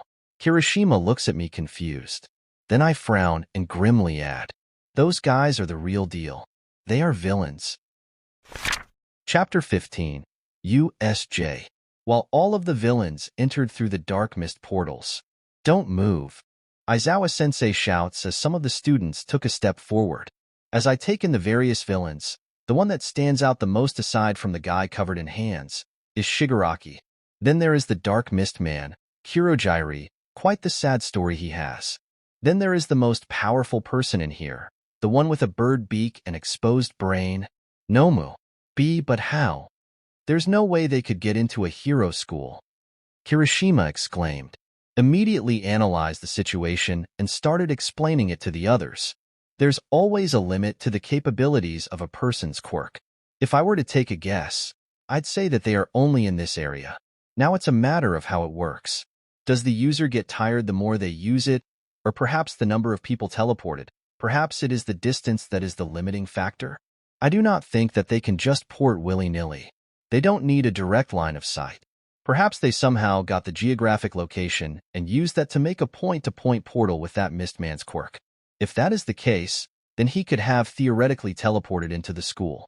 Though it would be foolish for him to teleport all these villains into the center of Hero School, leading me to believe that they are only here and nowhere else. I mean, technically they could have taken hostages, but this is a hero school with heroes who are way more dangerous than some mook villains. Plus I know from the manga and anime what happened. When I analyze the other villains, I see that most of them look like petty edge lords who never fought a real hero in their life. I wouldn't be surprised if most of them got into villain business for how they looked. Man, this hero society isn't perfect, but who is to say that any society is?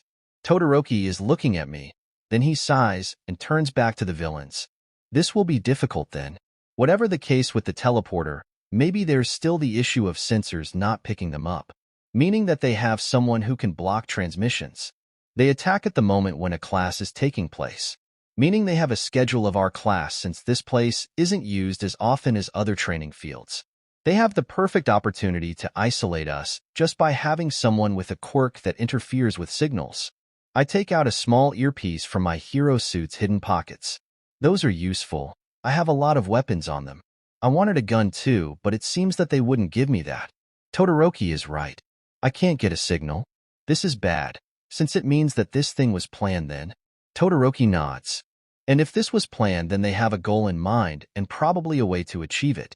Aizawa-sensei takes a few steps forward and says with a no-nonsense voice, 13. Start the evacuation. Since we can't reach the school, get them out of here as quickly as possible. Izuku just looks at Aizawa with a worried expression on his face.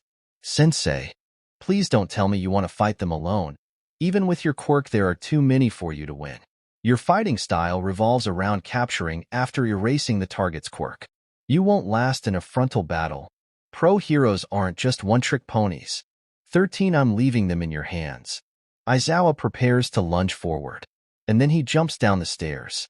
I just sigh at this. For someone who talks about thinking rationally, he sure as hell did something irrational. Trust an eraser. He's a pro for a reason. Come, we must leave quickly and inform the school once we're out of range of the interrupter. 13 reassures my worry. In reality, he's a cheat character that would make taking down these guys super easy. He is the definition of a hack. From the looks of it, he's massacring them. But there is also that. I look at Nomo. That monster is here.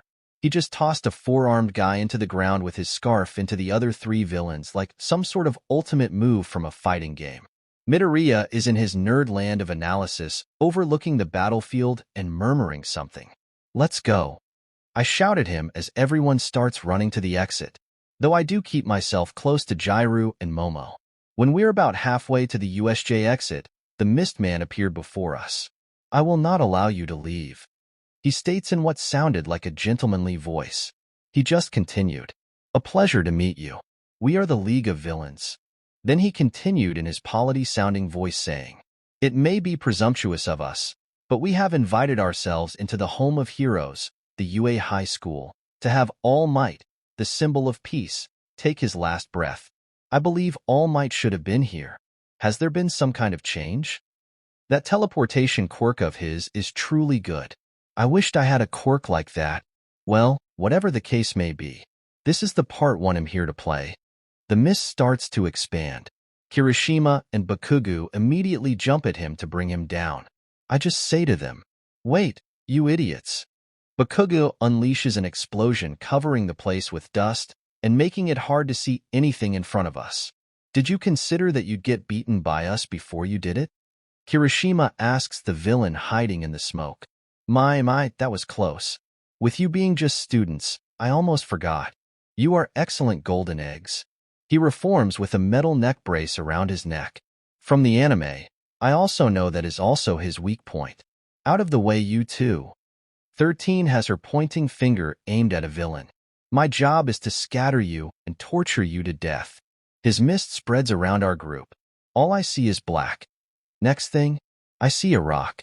I notice that I am falling, so I maneuvered myself midair and even used lightning to protect my body from the impact. Perfectly in the ground. Some would say a perfect hero landing. I look around. A lot of mooks. In the surroundings. The mountain zone. As expected, then 2 more portals in the air. Out falls Momo and Jairu. As they are both about to fall, lightning surrounded my body and everything slowed down. My hair also floats up. I jump up and catch them both. Momo, Jairu. I nod at them both and immediately turn to the villains. Kaminari. Yaoyorozu nods and makes a staff. Class rep, Jairu says with a little formal tone, trying to ease the nervousness that she is feeling. As she looks around a little worriedly, she asks, Do you have any plan on how to get out of this? Kaminari. We are surrounded by villains, with unknown quirks, fully willing to kill us with them. Chapter 16. USJ. Momo Yairozovi. When I see the villains in front of me, I create a staff and get ready to fight them. But I hear Jairu ask a question to Kaminari. He doesn't answer. All he does is just stretch a little, and then he says, "You know, I have never gotten really serious in a fight. I was always careful. After all, I could destroy the surroundings, or something like that." Then he smiles. "I guess since you are villains, I should go all out then." I didn't see anything, no flash, no nothing. The only thing I saw was the boasting villains simply fell down, and Kaminari appeared next to me. I just looked at him with wide eyes and asked, "What was that?" I looked at Kaminari's back as he just said, "My top speed." Then he gave me and Jairu a thumbs up. "Don't worry, for I am here in a flash," Kaminari said with a voice full of confidence. He had lighting running all through his body. Unlike before where there were only sparks going through his body now, the lightning has morphed like a protective yellow aura around him with flashes of lighting from time to time. Then suddenly I feel a tingle through my skin. Next thing I know I am at the exit of USJ. I see Jairu next to me. I also see Siro, Mina, and Ochako. Then I see Kaminari. He still had his back turned to us, his red cape fluttering on the air as his blue costume looks in its own strange way. Very reassuring. "I will handle the villains down below. Don't interfere," said Kaminari with a calm voice. When he says that, I look down and see Aizawa Sensei being held down by the black monster with a beak-like mouth and its brains being fully exposed. Izuku Midoriya POV, Eraserhead. Your quirk is pretty effective against others, but against Nomu, who is naturally as strong as All Might, it is practically the same as you being quirkless. Childishly says the guy with hands all grabbing around his body. I just look at Aizawa Sensei. His head is about to be smashed in the ground. Mineta and Azui next to me seem nervous as to what is about to happen next. Why am I so weak? Why did All Might choose me? I am not good at anything. I am not even brave. So why? Boom. But instead of the monster smashing Aizawa Sensei's head, the monster himself is smashed away into a wall. The hand guy looks at the attacker and saw the true hero, the one who All Might should have chosen, Denki Kaminari. Fwash. Suddenly, we are all at the entrance of USJ. Even Aizawa Sensei is there, just holding his broken arm. Kaminari just looks at them all and smiles. Why can't I smile like him? I was too scared to even think of anything. Crap, crap, crap. Don't worry, I will handle them all. Aizawa Sensei, you keep an eye on the guy with the hands all around him, said Kaminari with a fully confident voice, as if he was already 100% sure of his win. Aizawa Sensei just looked at Kaminari. He wanted to say something, but he stopped when he looked at Kaminari's eyes. The handman's quirk is some type of decay. He can decay anything that he touches with his hands, so be careful, said Aizawa Sensei. Kaminari just nods and brightly smiles.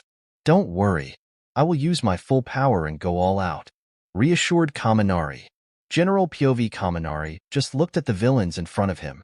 He knew that Shigaraki is not a threat to him. He might actually be his natural counter. With his top speed, he would be able to kill Shigaraki hundreds of times before he can even blink. Kurojairi appears next to Shigaraki and says, "One of them was able to escape. I was also unable to kill Ino. 13. But he is now incapacitated." Shigaraki just looks confused. Who? Kurojairi, you had one job. If you can't be a proper warp gate, then our plans have crumbled, said Shigaraki with a childish voice. Then he scratched his neck as he continued. It's game over for now.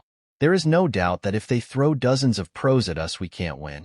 Should we hop back dash? As Shigaraki was talking, Kaminari took this chance and, fwash, he ran towards Shigaraki, and as he was about to shock him to knock him out, a huge dark portal opened above him. He noticed something touching his lightning armor, and Kaminari's self-programmed instinct kicked in. Fwish. Boom. He dodged as the fist came down and smashed it where he used to be creating a crater. He looks at his attacker and sees that it was Nomu. Kaminari is faster than Nomu when he is using, though Nomu can still move during the moment when the time slows down for him. Nomu, while unbelievably fast to the others in 1A, to Kaminari it still seems only about as fast as a sluggish person in his eyes. Then another small portal slowly opened up at Kaminari's back. As soon as it touched his lightning aura, Kaminari automatically dodged. Boom! And another of Nomu's punches hit the ground. All of this happened under 1 second. To the others looking at it, it would all seem like random craters were created on the ground. While looking at this, Kaminari decided to directly go towards Nomu. He dodged his telegraphed punches and went under his legs, going directly for Shigaraki. His hand has taken a claw-like form as lightning claws appeared at the end of each of his fingertips. As he is about to stab Shigaraki, Kirishima seems to panic as his 2 lights on his body that represent his eyes widen. As he was about to create a portal, but he was too slow as my lightning claws sank deeply into Shigaraki's stomach. Bzzzt, shocking him as Shigaraki's eyes rolled to the back of his head. Knocked out. Shit, this is bad, exclaimed Kirishima as he was about to create a portal to get Shigaraki out of here. But suddenly some type of bandages wrapped around him. And then, Aizawa came and kicked his armored part in the ground. Aizawa stepped on the armor as he was holding his own broken arm. Make one move and I will crush you. Kirishima, in a second of panic, was trying to come up with a plan to solve this problem, when he suddenly looked towards the students at the entrance of the USJ. An OMU attacked the kids at the gate. Aizawa's eyes widened in shock as he said, "Damn it." But before his head could even turn around, boom! Nomu had propelled himself at full power towards Momo, Ochako, Jairu, Midoriya, and the others. Kaminari followed him at his full speed, but he saw that even with his full speed, because of the head start and the propelling strength of the Nomu, he was slower than it. He had to run last obstacles and up the stairs, but Nomu was just in a straight line. He then took a knife from the shoe of his hero suit and used his lighting to give the knife a push. Fwish! He threw it where he predicted Nomu would be at. He had never tried this before, but he hoped that it would land or Nomu will be able to kill someone with his strength before Kirishima can arrive there. But suddenly, BOM! Nomu flies back and he is smashed on the ground. Worry not, for I am here. Chapter 17 Title: USJ Part 3. Kaminari POV. Worry not, for I am here. As soon as I heard that, honest relief rushed all over my body. Boom! Nomu's body crashes on the ground far away as it is punched by All Might. While still in my lighting armor form, I immediately appear beside the other students at the front gate. As this is all happening, I notice Kirishima using this moment to make a dark mist under Shigaraki's unconscious body and teleport him away from here. But All Might had a serious look as he went and fought Nomu. I am glad this happened. I just look at the palm of my hand. Weak. It might seem that I was at an advantage, but I was losing. I had another 5 minutes left until my lighting armor mode wore off. This mode, unlike speed of lighting, is very taxing on me and my body. It pushes my body beyond its human limitations. My mind can also keep up with my speed and the auto-dodge sequence that I have made that when someone with enough power touches my lightning aura I would dodge. That auto-dodge move was extremely difficult to make because every time it shocks a part of my brain that deals with my instinct to automatically dodge. I have my quirk developed to its max. The power output is up to the max. I can store up to 200 million volts. The moves which should be impossible to achieve, I achieved them.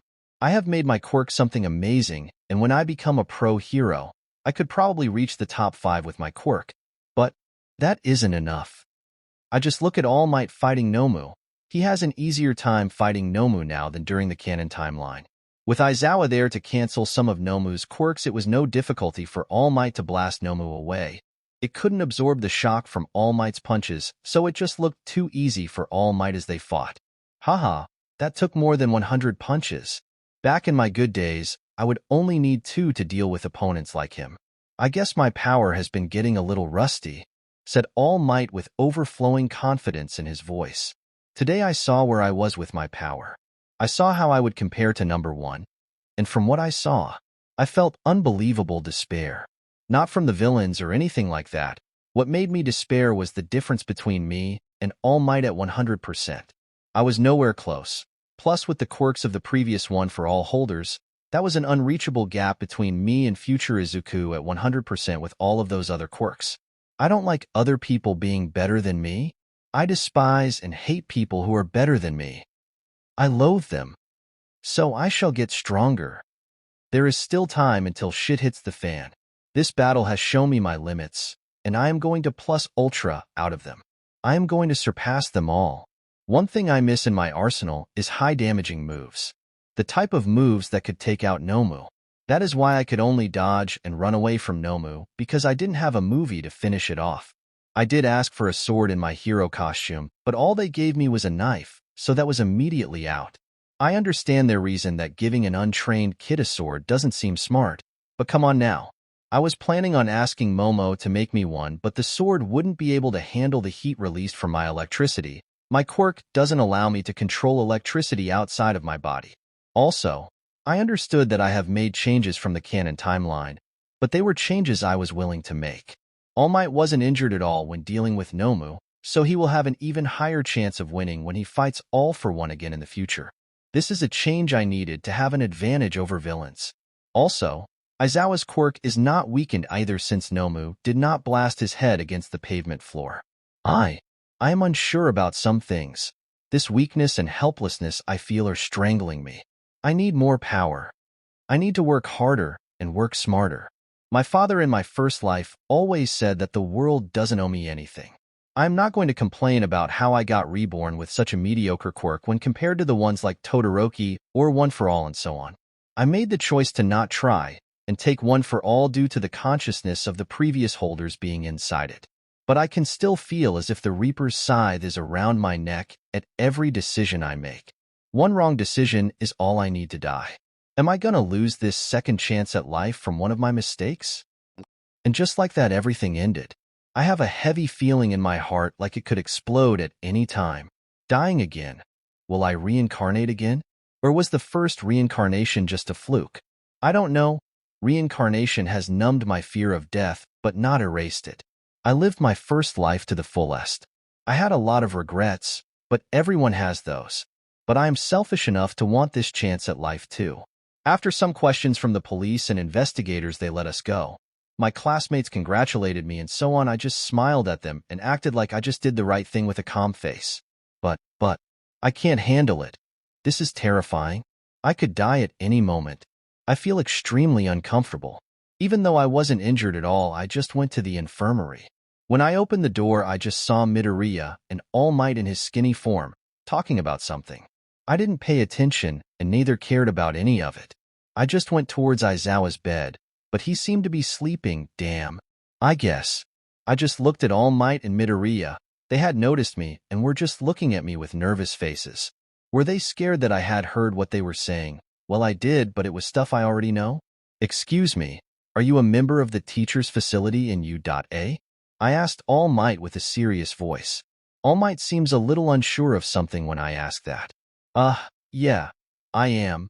But did you hear what I and young Midoriya were talking about before you got here? I heard that they were talking about All Might's quirk usage time, shortening to 1 hour. But I obviously wouldn't say that. Midoriya also had a very nervous look on his face, as expected. He truly is a horrible liar. No, I didn't hear anything. I was kind of distracted about the USJ incident earlier today. I wanted to know if I can get permission to use one of the training facilities. I answered to All Might.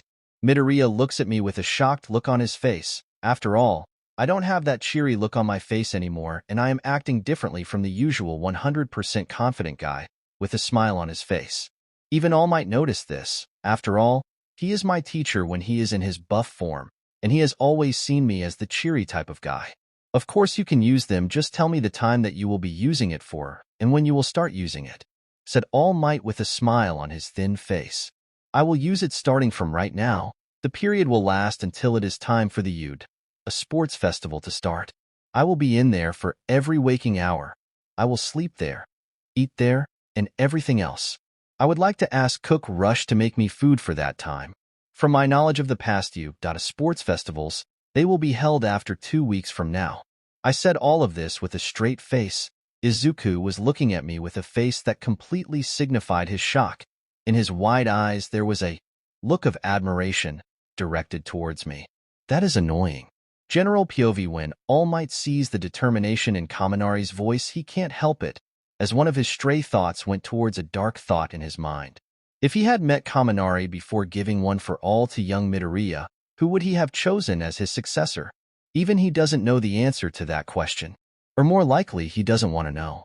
All Might confirms to Kaminari that he would take care of everything, but he will have to come by tomorrow for his reservation. Kaminari just bowed down as he said, "Thank you very much, sir." All Might just smiles and says, "Yagi, my name is Toshinori Yagi." "I see then. Thank you very much, Sir Toshinori." And then Kaminari walked away from the infirmary.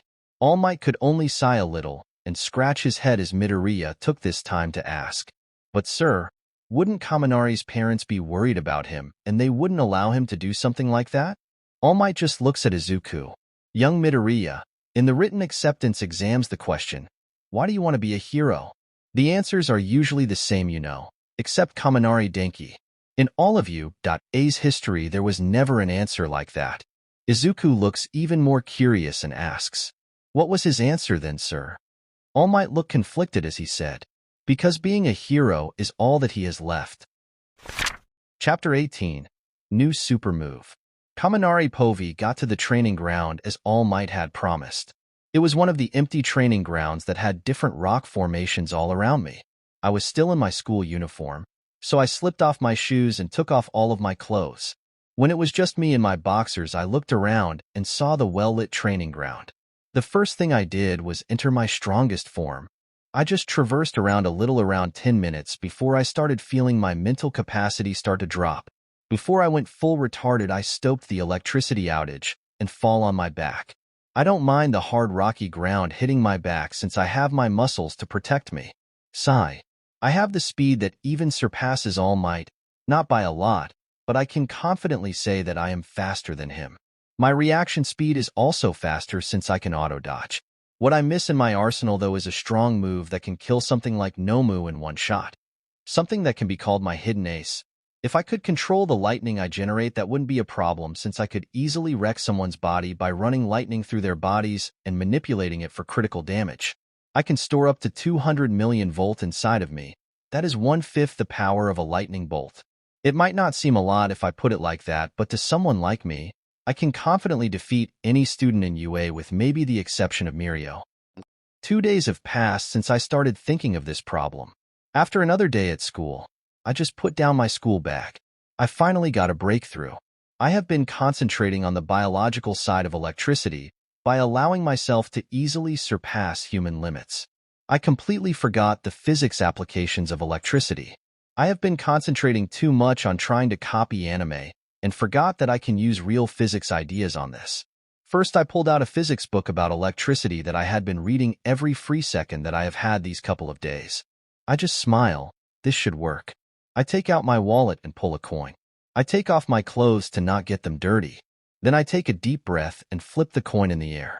Electricity isn't just that simple. If I can generate electricity, it means I can also generate some magnetic force.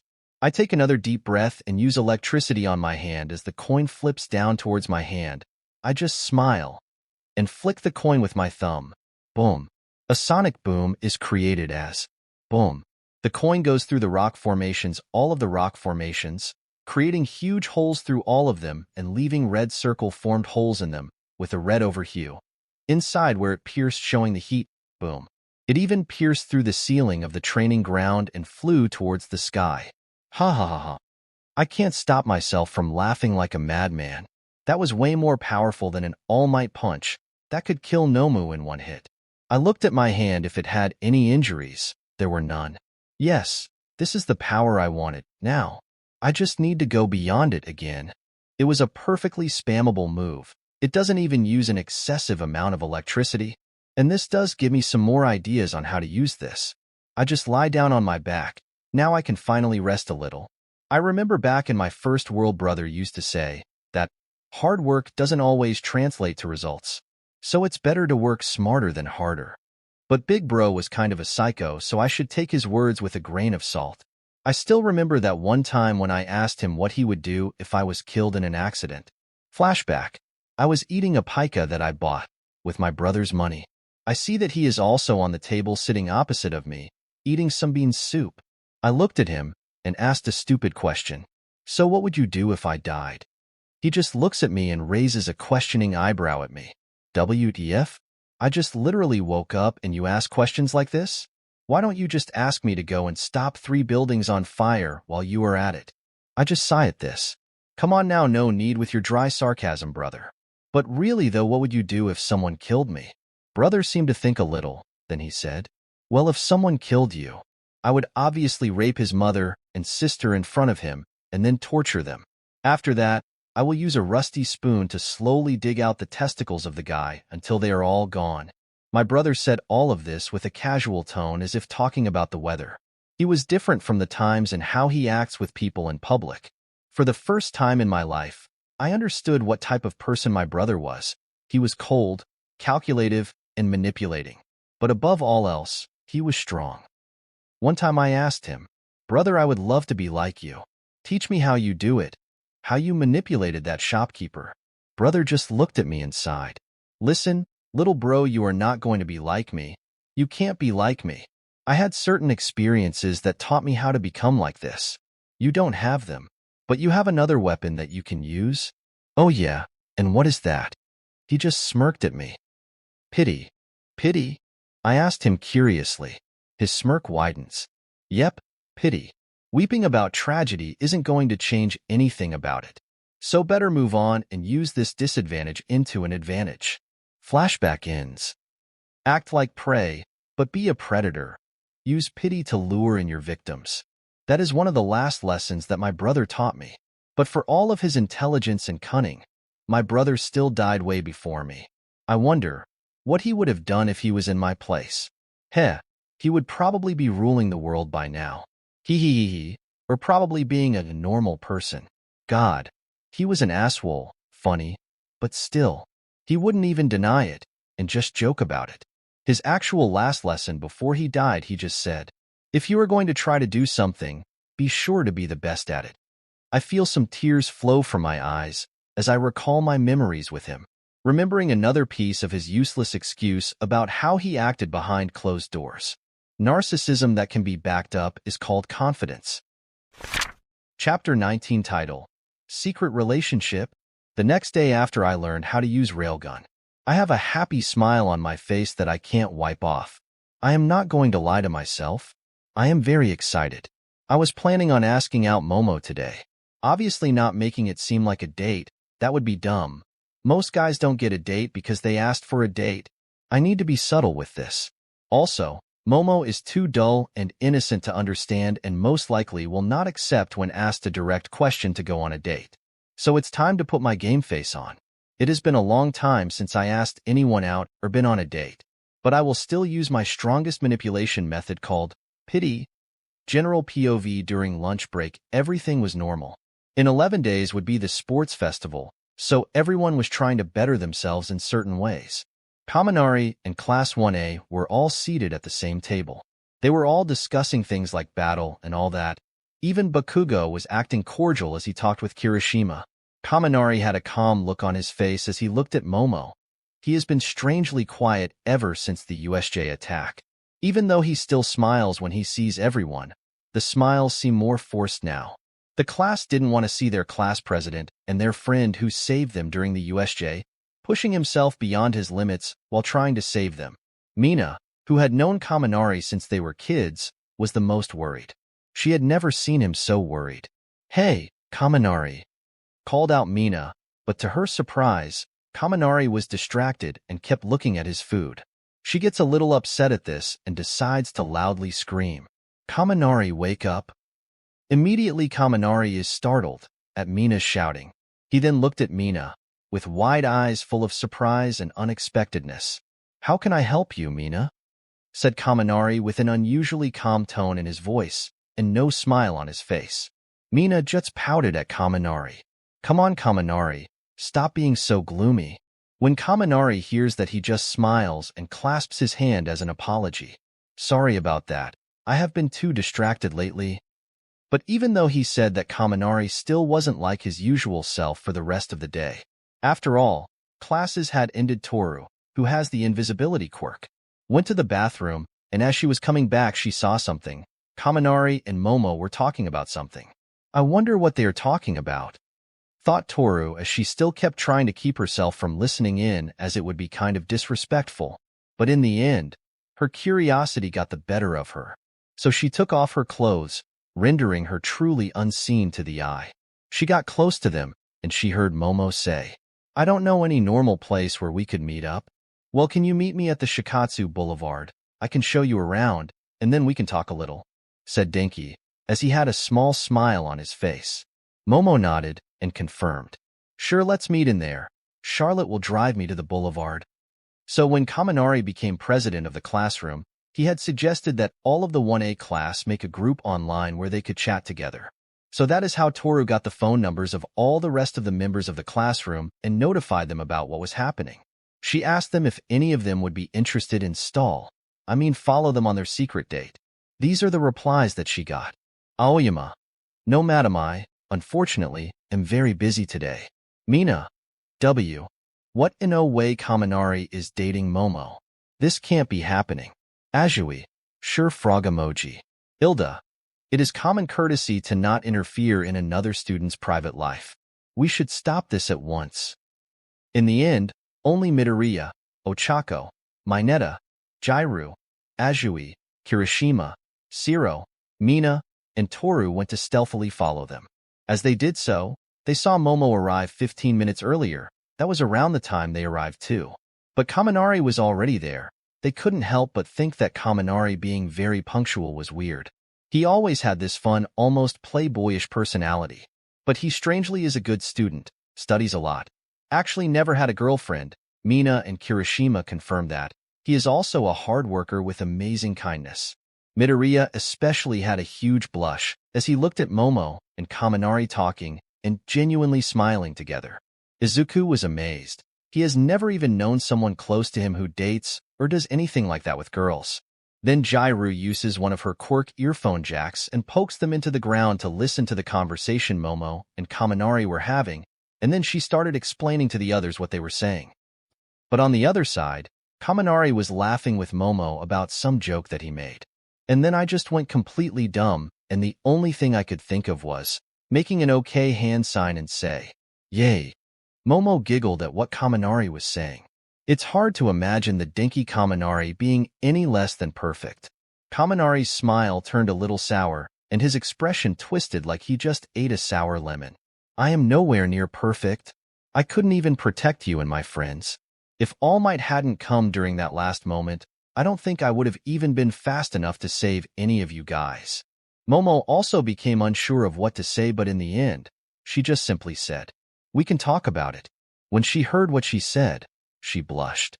Nah, not in an ecky way though. Kaminari just has a questioning look. Is that so? Then a smirk developed on his face. Well, it all began when... Chapter 20. Whispers. Momo père ouvert. I look at Denki as he explains his life story. His parents dead and him losing everything along his life. I can see his eyes have a sad glaze to them as he looks at the side. I never knew someone like him had such a tragic life story. I wonder how he even has the resolve to become a hero after everything that happened to him. I can't even say my life story. Mine would sound like heaven compared to his. In the end, I can only drink the juice in front of me. After he finishes explaining to me his goals and aspirations for the future, in the end, he says with a look full of confidence on his face, "I will become the #1 hero and surpass All Might." As he announces that, I feel a strange chill go over my body. This feels weird. I have this strange belief in him that he will be able to do it. He is someone who inspires confidence. Suddenly my eyes widen. This is a familiar feeling, just like the one people get when they hear of All Might. General POV, even the others who were listening in on the date between Momo and Denki felt chills down their spines. They felt like Kaminari was just telling them a fact. Izuku looks at his hand when he hears what Kaminari says. Am I worthy of one for all? Kaminari would be better suitable. He just closed his eyes and turned around walking away.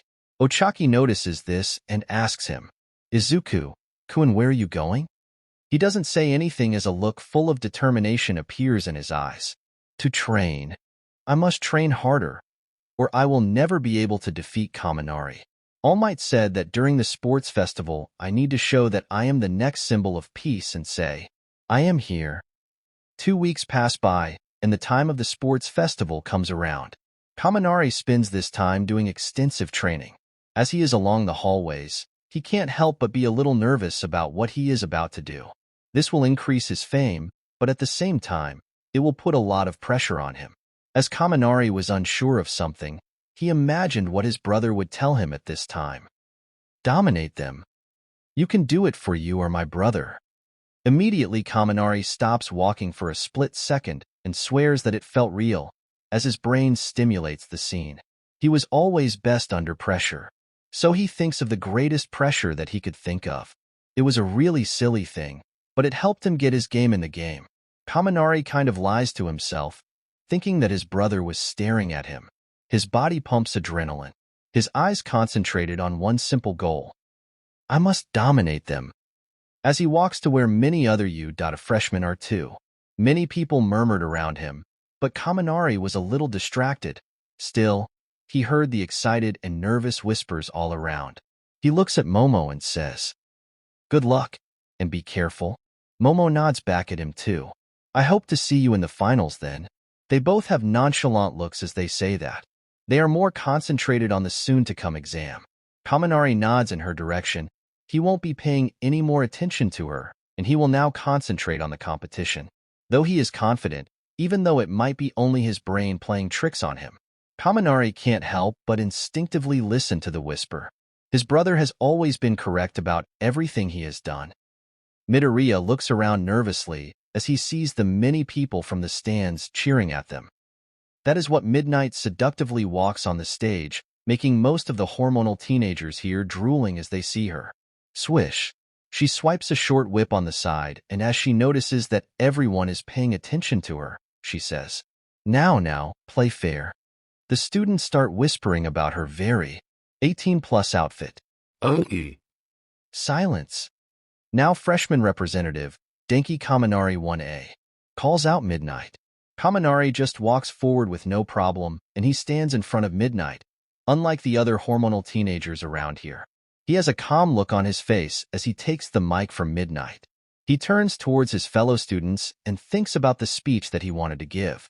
But that is so boring, thinks Kaminari, and in the end, he slows down his perception of time to allow him to think some more about this. What would brother do? Contemplates Kaminari, and in the end, he simply starts talking on the mic. Great moments are born from great opportunity. And that's what you have here today. That's what you've earned here today. One day, some of you might be thinking that you have low chances of winning and that if you competed 10 times, they would lose 9 of them. But not this time. Not today, says Kaminari, and then points towards the pro hero stands. Today, we compete with them. Today, we say with them. And we shut them down because we can. Today, we are the greatest heroes in the world. In the end, Kaminari then points his finger at his fellow freshman students. You were born to be heroes. Every one of you. And you were meant to be here today. This is your time. He points at the heroes on the stands again. Their time is done. It's over. I'm sick and tired of hearing about what great heroes they are. Screw them. This is your time. Reassure the geezers that they don't need to worry about the future. He then smiles, his face and body language expressing 100% confidence as he finishes his speech by saying, Now go out there and take this opportunity given to you. Woo-woo-eh-ha. The whole stadium rises in cheers. Even the other students who are supposed to be his competitors clap and cheer for him. Kaminari has a reassuring smile on his face, but on the inside, an emotionless state was spreading. I will need to win this, for I am the best. Midnight then explains the obstacle course and present mic announces, Begin. Fwash. Before anyone could react, a bright flash passed them all. Not even 10 seconds later, and present mic can't help but say on the mic, Wah, what? No way. He looks at Aizawa, who was wrapped in bandages. What the hell? Announce it. That is your job. Let me take a quiet nap, says Aizawa, not responding to what President Mike said. Winner of first round is Denki Kaminari, Form 1A, announces President Mike. Kaminari stops as he looks at the trail that he left behind. Just being better than others isn't enough. You must be the best, and the distance between you and them must be unsurpassable to them. He then looks towards the stands, looking at a black-haired man with dark brown eyes and dark hair. He wasn't too handsome, but his smile could attract people to him. It was strange to Kaminari, as what he saw was just a cold smile with cold eyes looking straight at him. Isn't that right, brother? That's the end of this tale for now. Thank you for watching, and I'll see you in part 2.